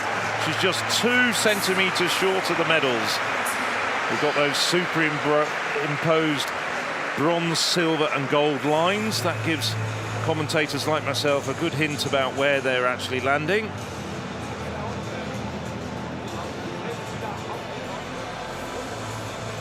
So the 3 women in the medal position plus Patricia Momona to go in this 5th round. As the infield action draws to a close, it's time for another track final. Lemke Bowl galloping away, championship record performance to take the women's hurdles title. Karsten Warholm, in any other scenario, you would have said, he's a favourite, it's going to be fine. But this 2022 season has been really complicated for Karsten Warholm. Tweaked his hamstring in his opening race in Rabat, and then we didn't see him at all until the World Championships. Julian Bonvin of Switzerland will go in lane 1. He's run all 3 rounds to make this final. He's been rewarded for his efforts with a tight inside lane. But Bonvin fan club are happy to see him in any lane at all. Victor Corona of France won his heat, 2nd in his semi-final. Another athlete that's gone the whole way through the 3 rounds and successfully made it to the final. He was the European Junior Champion in 2015, ahead of this young man, Joshua Abuku of Germany. Soaking up the German applause, is the only representative here in this final. Ludwig Vallon of France is up next, 4th in 2018. Did a season's best to come 2nd in his semi-final. This is Julian Vachlin of Belgium, World Championship semi-finalist, and he's gone faster since, broke his own national record in his semi-final here in Munich. Part of the Belgian 4x4 quartet, they'll be looking forward to bringing him into the final.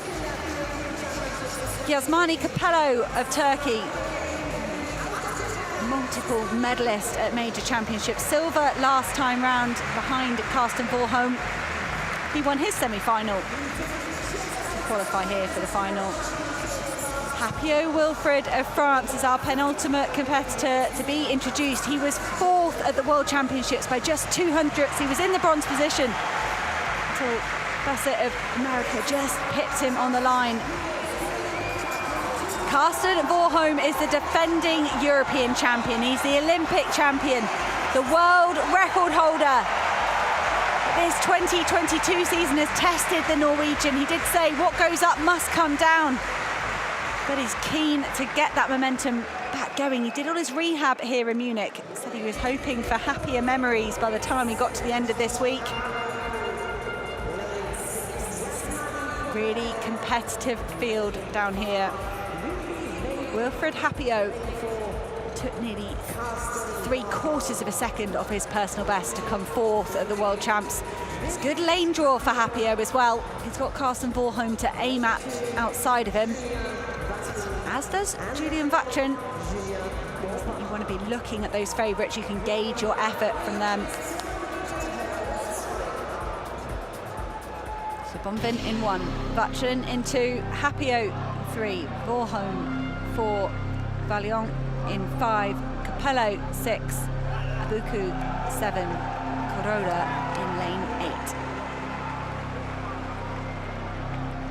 Carsten Warholm and his coach say he's been training well, he's pain-free, he's back fully fit. Has he got the fitness he was lacking a few weeks ago in Oregon?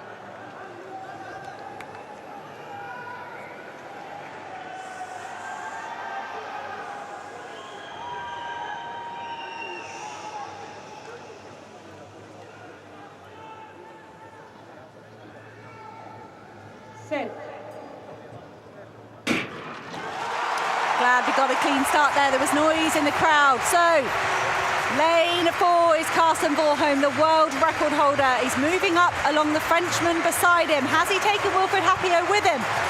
Carsten Warholm already up on Capello, the silver medalist from last year round. But Carsten Warholm was winning the World Championships at the halfway point, and then he faded drastically in the closing stages. He says he's a little bit fitter. Is Carsten Warholm able to retain his title here in Munich? He's looking good. He has just 2 hurdles left to go. The world record holder striding away. He is fully fit. He said he was. And Carsten Warholm knows his body. He knows the level he can perform at. It is a massive victory for Carsten Warholm. He sends a message to the rest of the world. 47-12. Carsten Warholm is back to winning ways. It was a good finish from Wilfred Happio as well. He was lost in the pack somewhat as we moved into the home straight. The Frenchman just managing to separate himself for that silver medal. But well done, Carsten Warholm. That will mean a tremendous amount to him and his coaching team. Amandine Lewell, who was in the women's 400 metres hurdles final, coming over to congratulate him. Wilfred Happio, well, more than a second, almost a second and a half behind him. Carsten Warholm also smashing the world record as it was then by Harold Schmid of 47.48, which was then the championship record that has stood since 1982. Now it's still waiting for confirmation of the bronze. I have a feeling that that fast finish by Joshua Abuaku might well have got him on the podium, but we'll wait for confirmation because it was blanket finish by about 3 or 4 men. Happio's been separated out from the pack and given the silver medal, but what a run by Warholm. And as you were saying, Hannah, he absolutely is right back at the very top of his profession. We're looking forward now for him to go on from here, to go on to the Diamond League final and go up against the likes of Dos Santos of Brazil and Rai Benjamin. There will be a huge roar from the local crowd if this bronze medal goes for Germany. They're waiting patiently. I heard a groan. I don't know what that means. Oh. This would be the first medal of the session for Germany. Some other nations have done superbly well.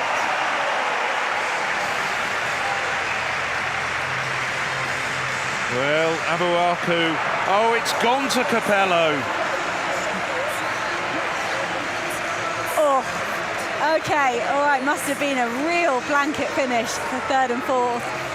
And fifth for Long being given the fourth place. Capello, silver last time, this time bronze.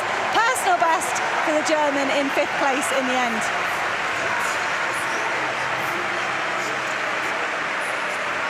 The Turkish team looked so relieved, about as relieved as they looked when their 4x100 team did manage to sneak themselves into the final, having that dramatic rerun on the end of the morning session. Bit of Turkish delight going on down there, but Karsten Warholm, I think there's going to be a lot of fans around the world very pleased to see the Norwegian back to winning ways.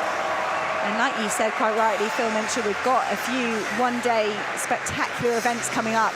It'd be brilliant to see Karsten Warholm pitched against Alison Dos Santos, Rai Benjamin, Trevor Bassett, see how a fully fit 2022 Karsten Warholm matches up against Alison Dos Santos, who's made such brilliant progress this year. What a treat. But so difficult to come back from that injury, weeks out from the World Championships. You just knew he'd give 100% though. But I was talking to the British 400 herder, Chris McAllister, who said that getting an injury so close to a championships, it's a really tough mental place to be in, to try and summon the strength to really give it your all. Wow, look at that finish though between Vaillant Capello and Abuaku, but Capello completing the set of medals, gold, silver and bronze in that order from 2016 to this year. Relentless, no stopping Karsten Warholm. And he's on an upward trajectory at the moment. He's basically raced himself fit here in Munich. The press conference was lovely. Warholm fielded a lot of questions, and then he was asked if he had any advice for Femke Bol. He tried the 400 hurdles, 400 double in Berlin. He wasn't successful. Femke Bol has mastered that, but Karsten Warholm back in the driving seat in the men's 400-meter hurdles. So Marina Beck-Romanchuk comfortably in the lead at the moment with 14.81. Can she improve? Can she put a bigger margin between herself and her rivals? Oh, that is superb. That is excellent. That's over 15 metres. She's really stamped her authority on this competition. I don't believe anybody's going to be able to challenge that. That looks like a gold medal to Ukraine with 1 round to go. No doubt at all about it. That's over 15 metres. She knows it's a good one. She knows it's a personal best. It extends her European lead. It's 15.02. And a big kiss from her husband, the international swimmer, Nikolai. Hugs from her coaching staff, all the rest of the Ukraine team. Well, there is still 1 round to go, but she's got almost half a metre over her nearest rival. On a European stage, it's almost like watching a European answer of Yulimir Rojas. What a way to bounce back from the disappointment we saw from Marina Beck-Romanchuk 24 hours ago. She was absolutely devastated. It wasn't just a bit of disappointment.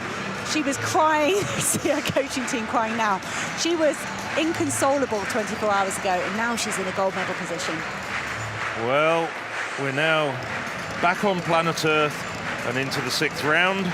Naomi Metzger.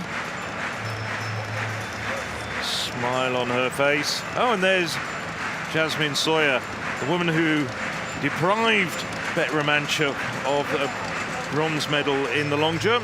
Naomi Metzger. Oh, that's a good jump from Metzger. I think that could even be a slight improvement. Let's just hold our breath and see. Won't get her into the medals. She's 4 centimetres away at the moment from her personal best, which she set just 2 weeks ago. Slightly stuttering into the run-up, but that's pretty typical of the way she does it. She's a good competitor, Metzger. 14.25. So no improvement for Metzger, but still a good quality competition from the Briton.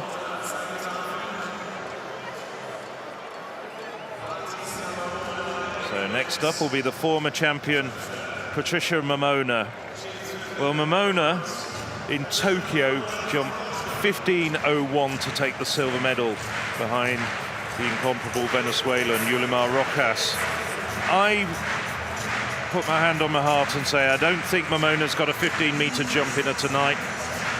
I hope she manages to prove me wrong, although obviously that wouldn't necessarily be the view of the Ukrainians in the crowd.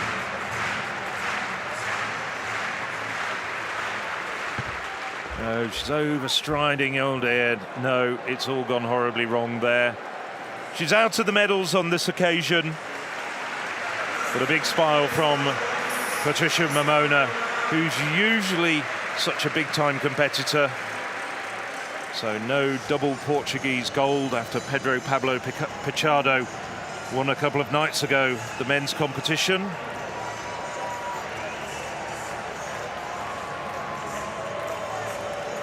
.13.70. I don't think she'll be too worried about the distance.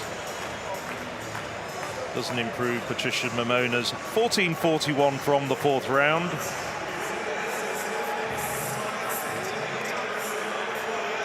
So 4 jumpers to go. The next one will be the German Nili Ecker-Noack. 14.45. She's just 2 centimeters away from the bronze medal position. And the Germans getting behind her. Just remember, she did do a personal best of 14.53 in qualifying. Those were nice warm conditions the other morning. This is a little bit chillier. Hasn't stopped Bet Romanchuk going over 15 meters. Roared down the runner, executes 3 phases. That's a good jump, but just short of the bronze medal. And she knows it. No arms in the air, no dancing around. She knows she's going to have to settle for 4th. Well, she got a medal at last year's European Indoor Championships, just outside the medals this time. No place on the podium for Eckert-Noel. Nevertheless, conducted herself well with a really good series. Finishes with 14.40. Jumped 14.43 in the last round.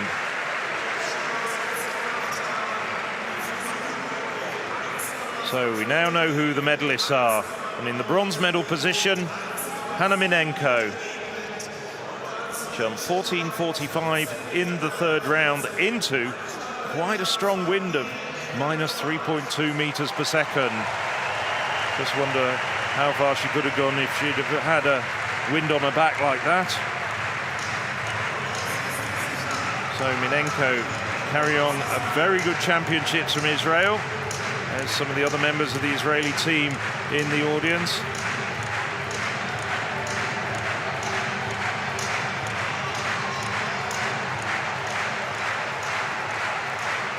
High-stepping, loping runner. No, just runs through. So she'll get the bronze medal. 14.45 completes her series for Minenko. Well, Israel already having their most successful ever European Athletics Championships. And Minenko adding another bronze. Mona Salpeter took the bronze as well. And the men's marathon squad, silver, bronze and team gold. Israel having a very lovely week here in Munich. And Minenko adds the bronze medal to the silver that she won 6 years ago in 2016. So, perhaps the real surprise of this final, Christina Mäkelä regaining the national record with that 2nd round, 14.64.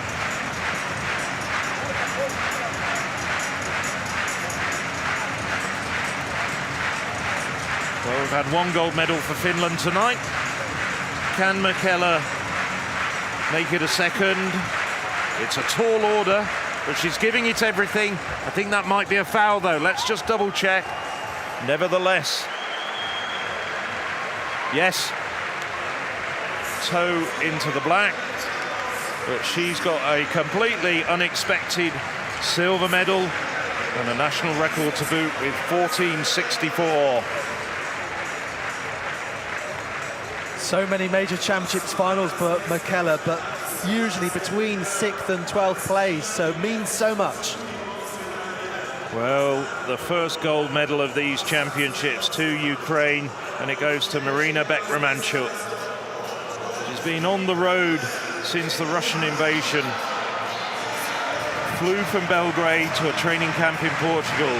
Had something of a nomadic existence in recent months, but it hasn't distracted her, and she's been able to work on her triple jump technique as we've seen tonight. 15.02, follows in the footsteps of Ukraine's great Olga Sadaluduka, former European champion. Oh, no. But it doesn't matter. I think all her emotion was spent with that absolutely fantastic 5th round effort. And gold goes to Remain. I can barely pronounce it. Ukraine's Beck-Romanchuk. And what a magnificent goal. So emotional on so many different levels. And that's a gold, silver, bronze for Ukraine this evening from 3 women. Marina Beck-Romanchuk, and then Katruk and Rizikova in the women's 400 hurdles. Lovely to see Marina Beck-Romanchuk have the time to go over and embrace her 2 teammates. Midway through, I think that was probably before round 5 or round 6, but Beck-Romanchuk, what the steely determination, the ability to calm those emotions down and compose herself to come out here and do the triple jump after such a disappointing long jump. It's so impressive. She's moved on so much in the last 12 months despite everything that's going on for her nation. She has just risen to the top individually and just got better and better as a jumper. And despite her win, and despite the national record for Christina Michela, far from ideal conditions for really good triple jumping. It's been spitting down with rain. They've had the breeze going backwards and forwards, and it's been a temperature that's been dropping over the course of the last couple of hours. We started off with dusk, and it's now darkness over the Bavarian capital here in Munich. As we see these wonderful signs, every single woman in that trio that are going to get the medals, absolutely delighted with what they've got, but obviously none more so than Marina Beck-Romanchuk. Moves up to 2nd on the Ukrainian all-time list behind the European record holder Inessa Kravets. So there's the women's triple jump result confirmation. Marina Beck-Romanchuk, 15.02. It's all the way down. Sestanario, Nacheva and Kilty not getting 3 further throws. 3 further throws, 3 further jumps. Just caught with the emotion and the excitement of that triple jump. Good. Big hugs for Michela as well. Good evening for Finland. Raitanen taking that gold in the men's steeplechase. Yeah, a real spread of medals. And we've still got 1 brilliant final left to go. So Friday night, the women's 200-meter final. Dina Asher-Smith won a hat-trick of titles in Berlin in 2018, and now she's going for a treble of different sorts. 2016 in Amsterdam, winning the 200, same in Berlin 4 years ago. Can she do it on a 3rd occasion?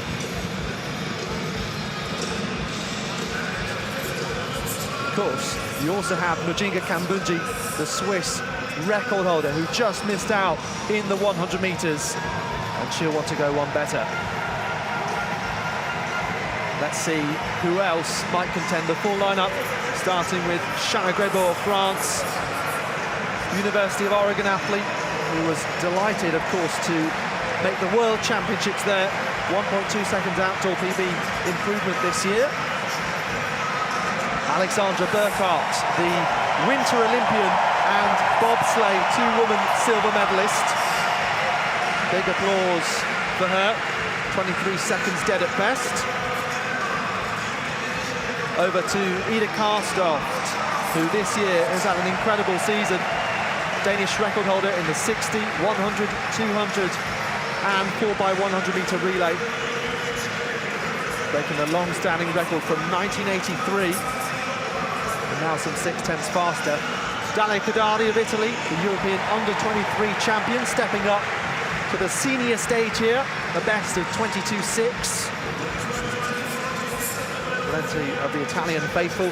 Jodie Williams, someone who in the last couple of years has focused on the 400 metres.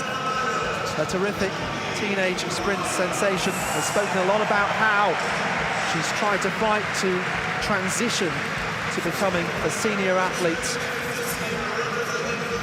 to match her times from some of her younger years.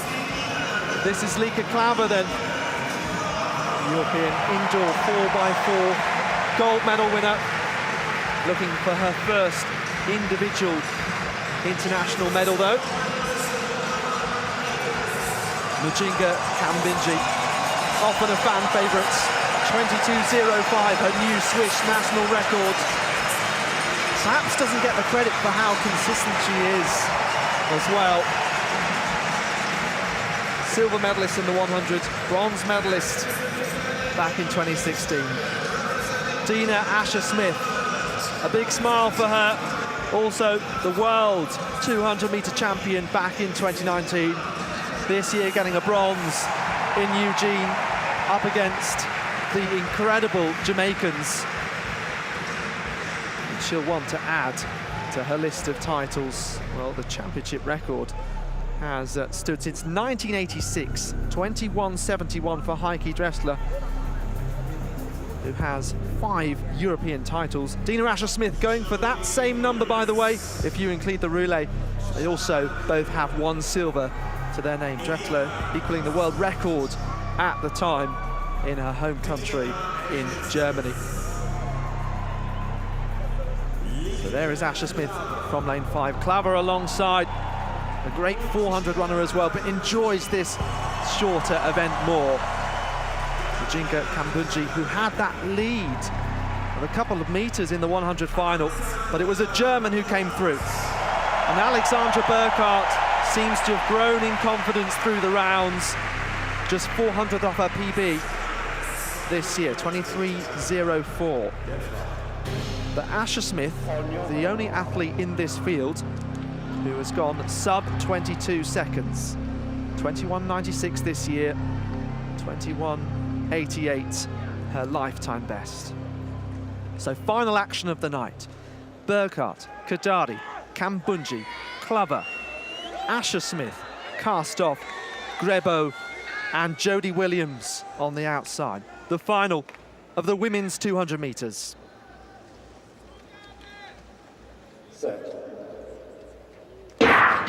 So Asher-Smith in the centre, the defending champion. What kind of shape is she in? Struggled with cramp in the 100 metres and pulled up, but going well so far. Kambinji in the red of Switzerland trying to challenge now with Williams and others well back. The battle though, Kambinji against Asher-Smith. Switzerland just leading. Is Asher-Smith going to come through? No, Kambinji is the European 200-metre champion. What a performance from someone who really, 8 years ago in Zurich, became a big name. And her performances on the world stage have got better and better. And now she has the gold medal she craves, the one she was so close to getting in the 100 final. Making amends as she breaks out into a smile. 22.32 to beat Dina Asher-Smith and stop the Briton from getting 3 consecutive European titles in a row. That's some performance from Kambinji. And look at that, a sprint medal from Denmark is super impressive from Karstoff, just beating there Jodie Williams of Britain. Klaver all the way back in 5th for such a talented young athlete. Well, what a year for Mujinga Kambinji, taking the world indoor title over 60 metres in Belgrade in March, and now standing on top of Europe as far as the 200 metres is concerned. It's a cool night. It wasn't ever going to challenge 22 seconds, I don't think. 22.32, the winning time. but it was an absolutely epic head-to-head battle down the home straight between Kambundji and Asher Smith, and they were so far ahead of the rest of the field. Kambundji, I think, really won the race in that third quarter. Dina Asher Smith had had a great bend. Kambundji just fractionally behind as we look at the replay. Sort of stuttered out of a blocks, Kambundji. Not the best of start by any stretch of the imagination. Dina Asher Smith absolutely flying around the bend. And then Kambundji just starts to reel her in as Dina Asher Smith starts to tense just very, very slightly. And then the momentum just brings the Swiss sprinter right the way through to the line as Karlstoff becomes the best of the rest with that surge over the final 40 meters. What a terrific performance. And Kambundji, she knows she's got gold. She's almost overcome with emotion in those last couple of meters. It's hard to believe, but she's got a world bronze medal over 200 meters, and she's never had a European 200 meter medal. But she has now. Mujinga Kambundji taking the gold medal in the 200 meters. Perhaps justifying skipping those 4x1 heats this morning for her Swiss team. They struggled without her. But Mujinga Kambundji, all smiles. She had a fantastic 2022. The performance in Belgrade was astonishing. And she's backed it up really well here with the European title. Yeah, and I think she's a better athlete than many people would give her credit for. She's another to have completed the set of European medals now. Silver in the 100, as we said, and then the bronze in 2016 in Amsterdam for the world indoor 60-meter champion earlier this year. So capping off a great year. Now with the flag of Switzerland on her back, there is Dina Asher Smith, who of course just finishing behind her, just losing out in that battle. Someone who's been very vocal, Hannah. I think this is a really important point to mention about the effect of a period, essentially menstrual cycle, something we've seen more female athletes being more outspoken about. It's massive, the effect of the menstrual cycle on female athletes. You fluctuate through the month. There's different hormones. People always presume when you come to that menstruation stage, that's the trickiest bit. But for every athlete, it's different as the hormones rise and fall through the month. And I think so often we do see almost surprisingly poor performances from some females, and I do think it's important that females speak up more and more, because it's not an excuse, it's a reason, but it's seen as sometimes as people giving an excuse. And I was just thinking today, Alex, we were discussing this, Dina Asher Smith struggled at the World Championships. What are we? Pretty much exactly 4 weeks after the World Championships. And it's factors like that that a coaching staff and an athlete have got to start building in, but that's a brilliant return from Dina Asher Smith to pick up a silver medal here. Yeah, not taking anything away from Kambundji's victory, just an important discussion point, certainly. And good to see that it's kind of shaking off that as being a taboo subject. But Kambundji, 30 years of age now, and she has European indoor and outdoor medals, again on the world stage also, and growing in stature as one of Switzerland's best sports people. Look at the delight for Karlstoff as well.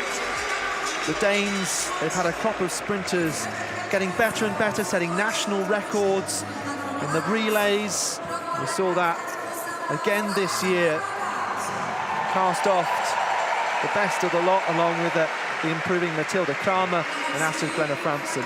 So let's have a look at this full confirmed result from the last final of the night. Kambundji from Asher Smith and Karlstoff. And look at that as well. You've got 5 athletes sub 23 seconds.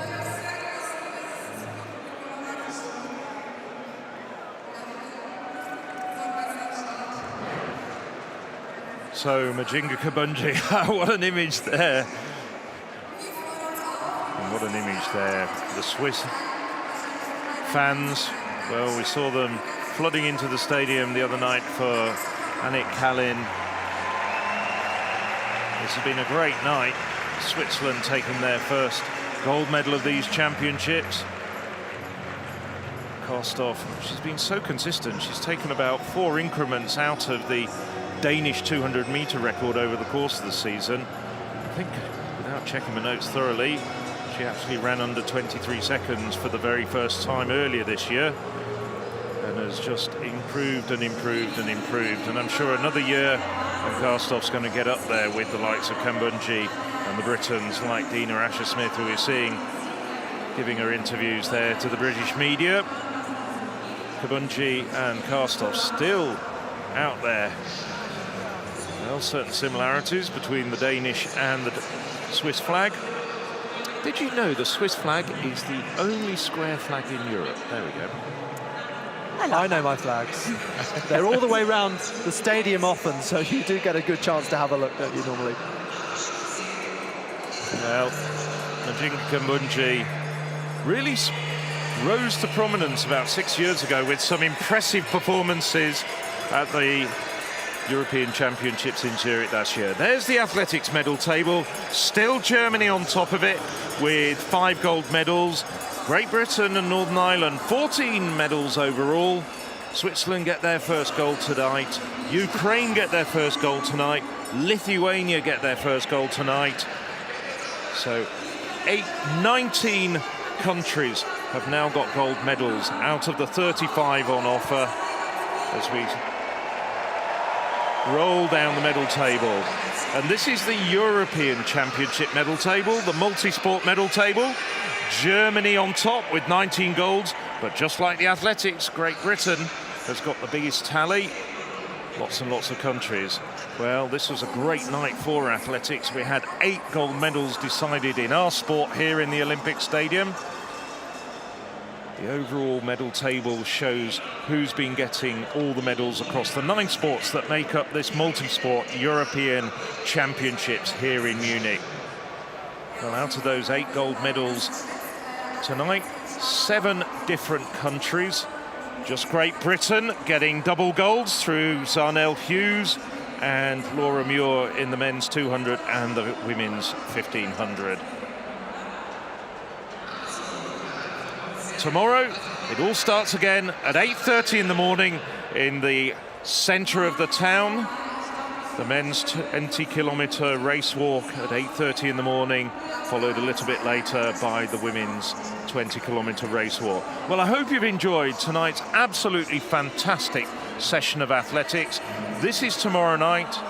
We've got 15 gold medals still to be decided over the course of the next 2 days, Saturday and Sunday night.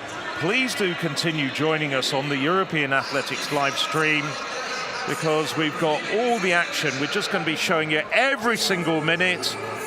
So I think it's time for myself, Phil Minchell, and my co-commentators, Alex Seftel and Hannah England, to say good night. See you tomorrow.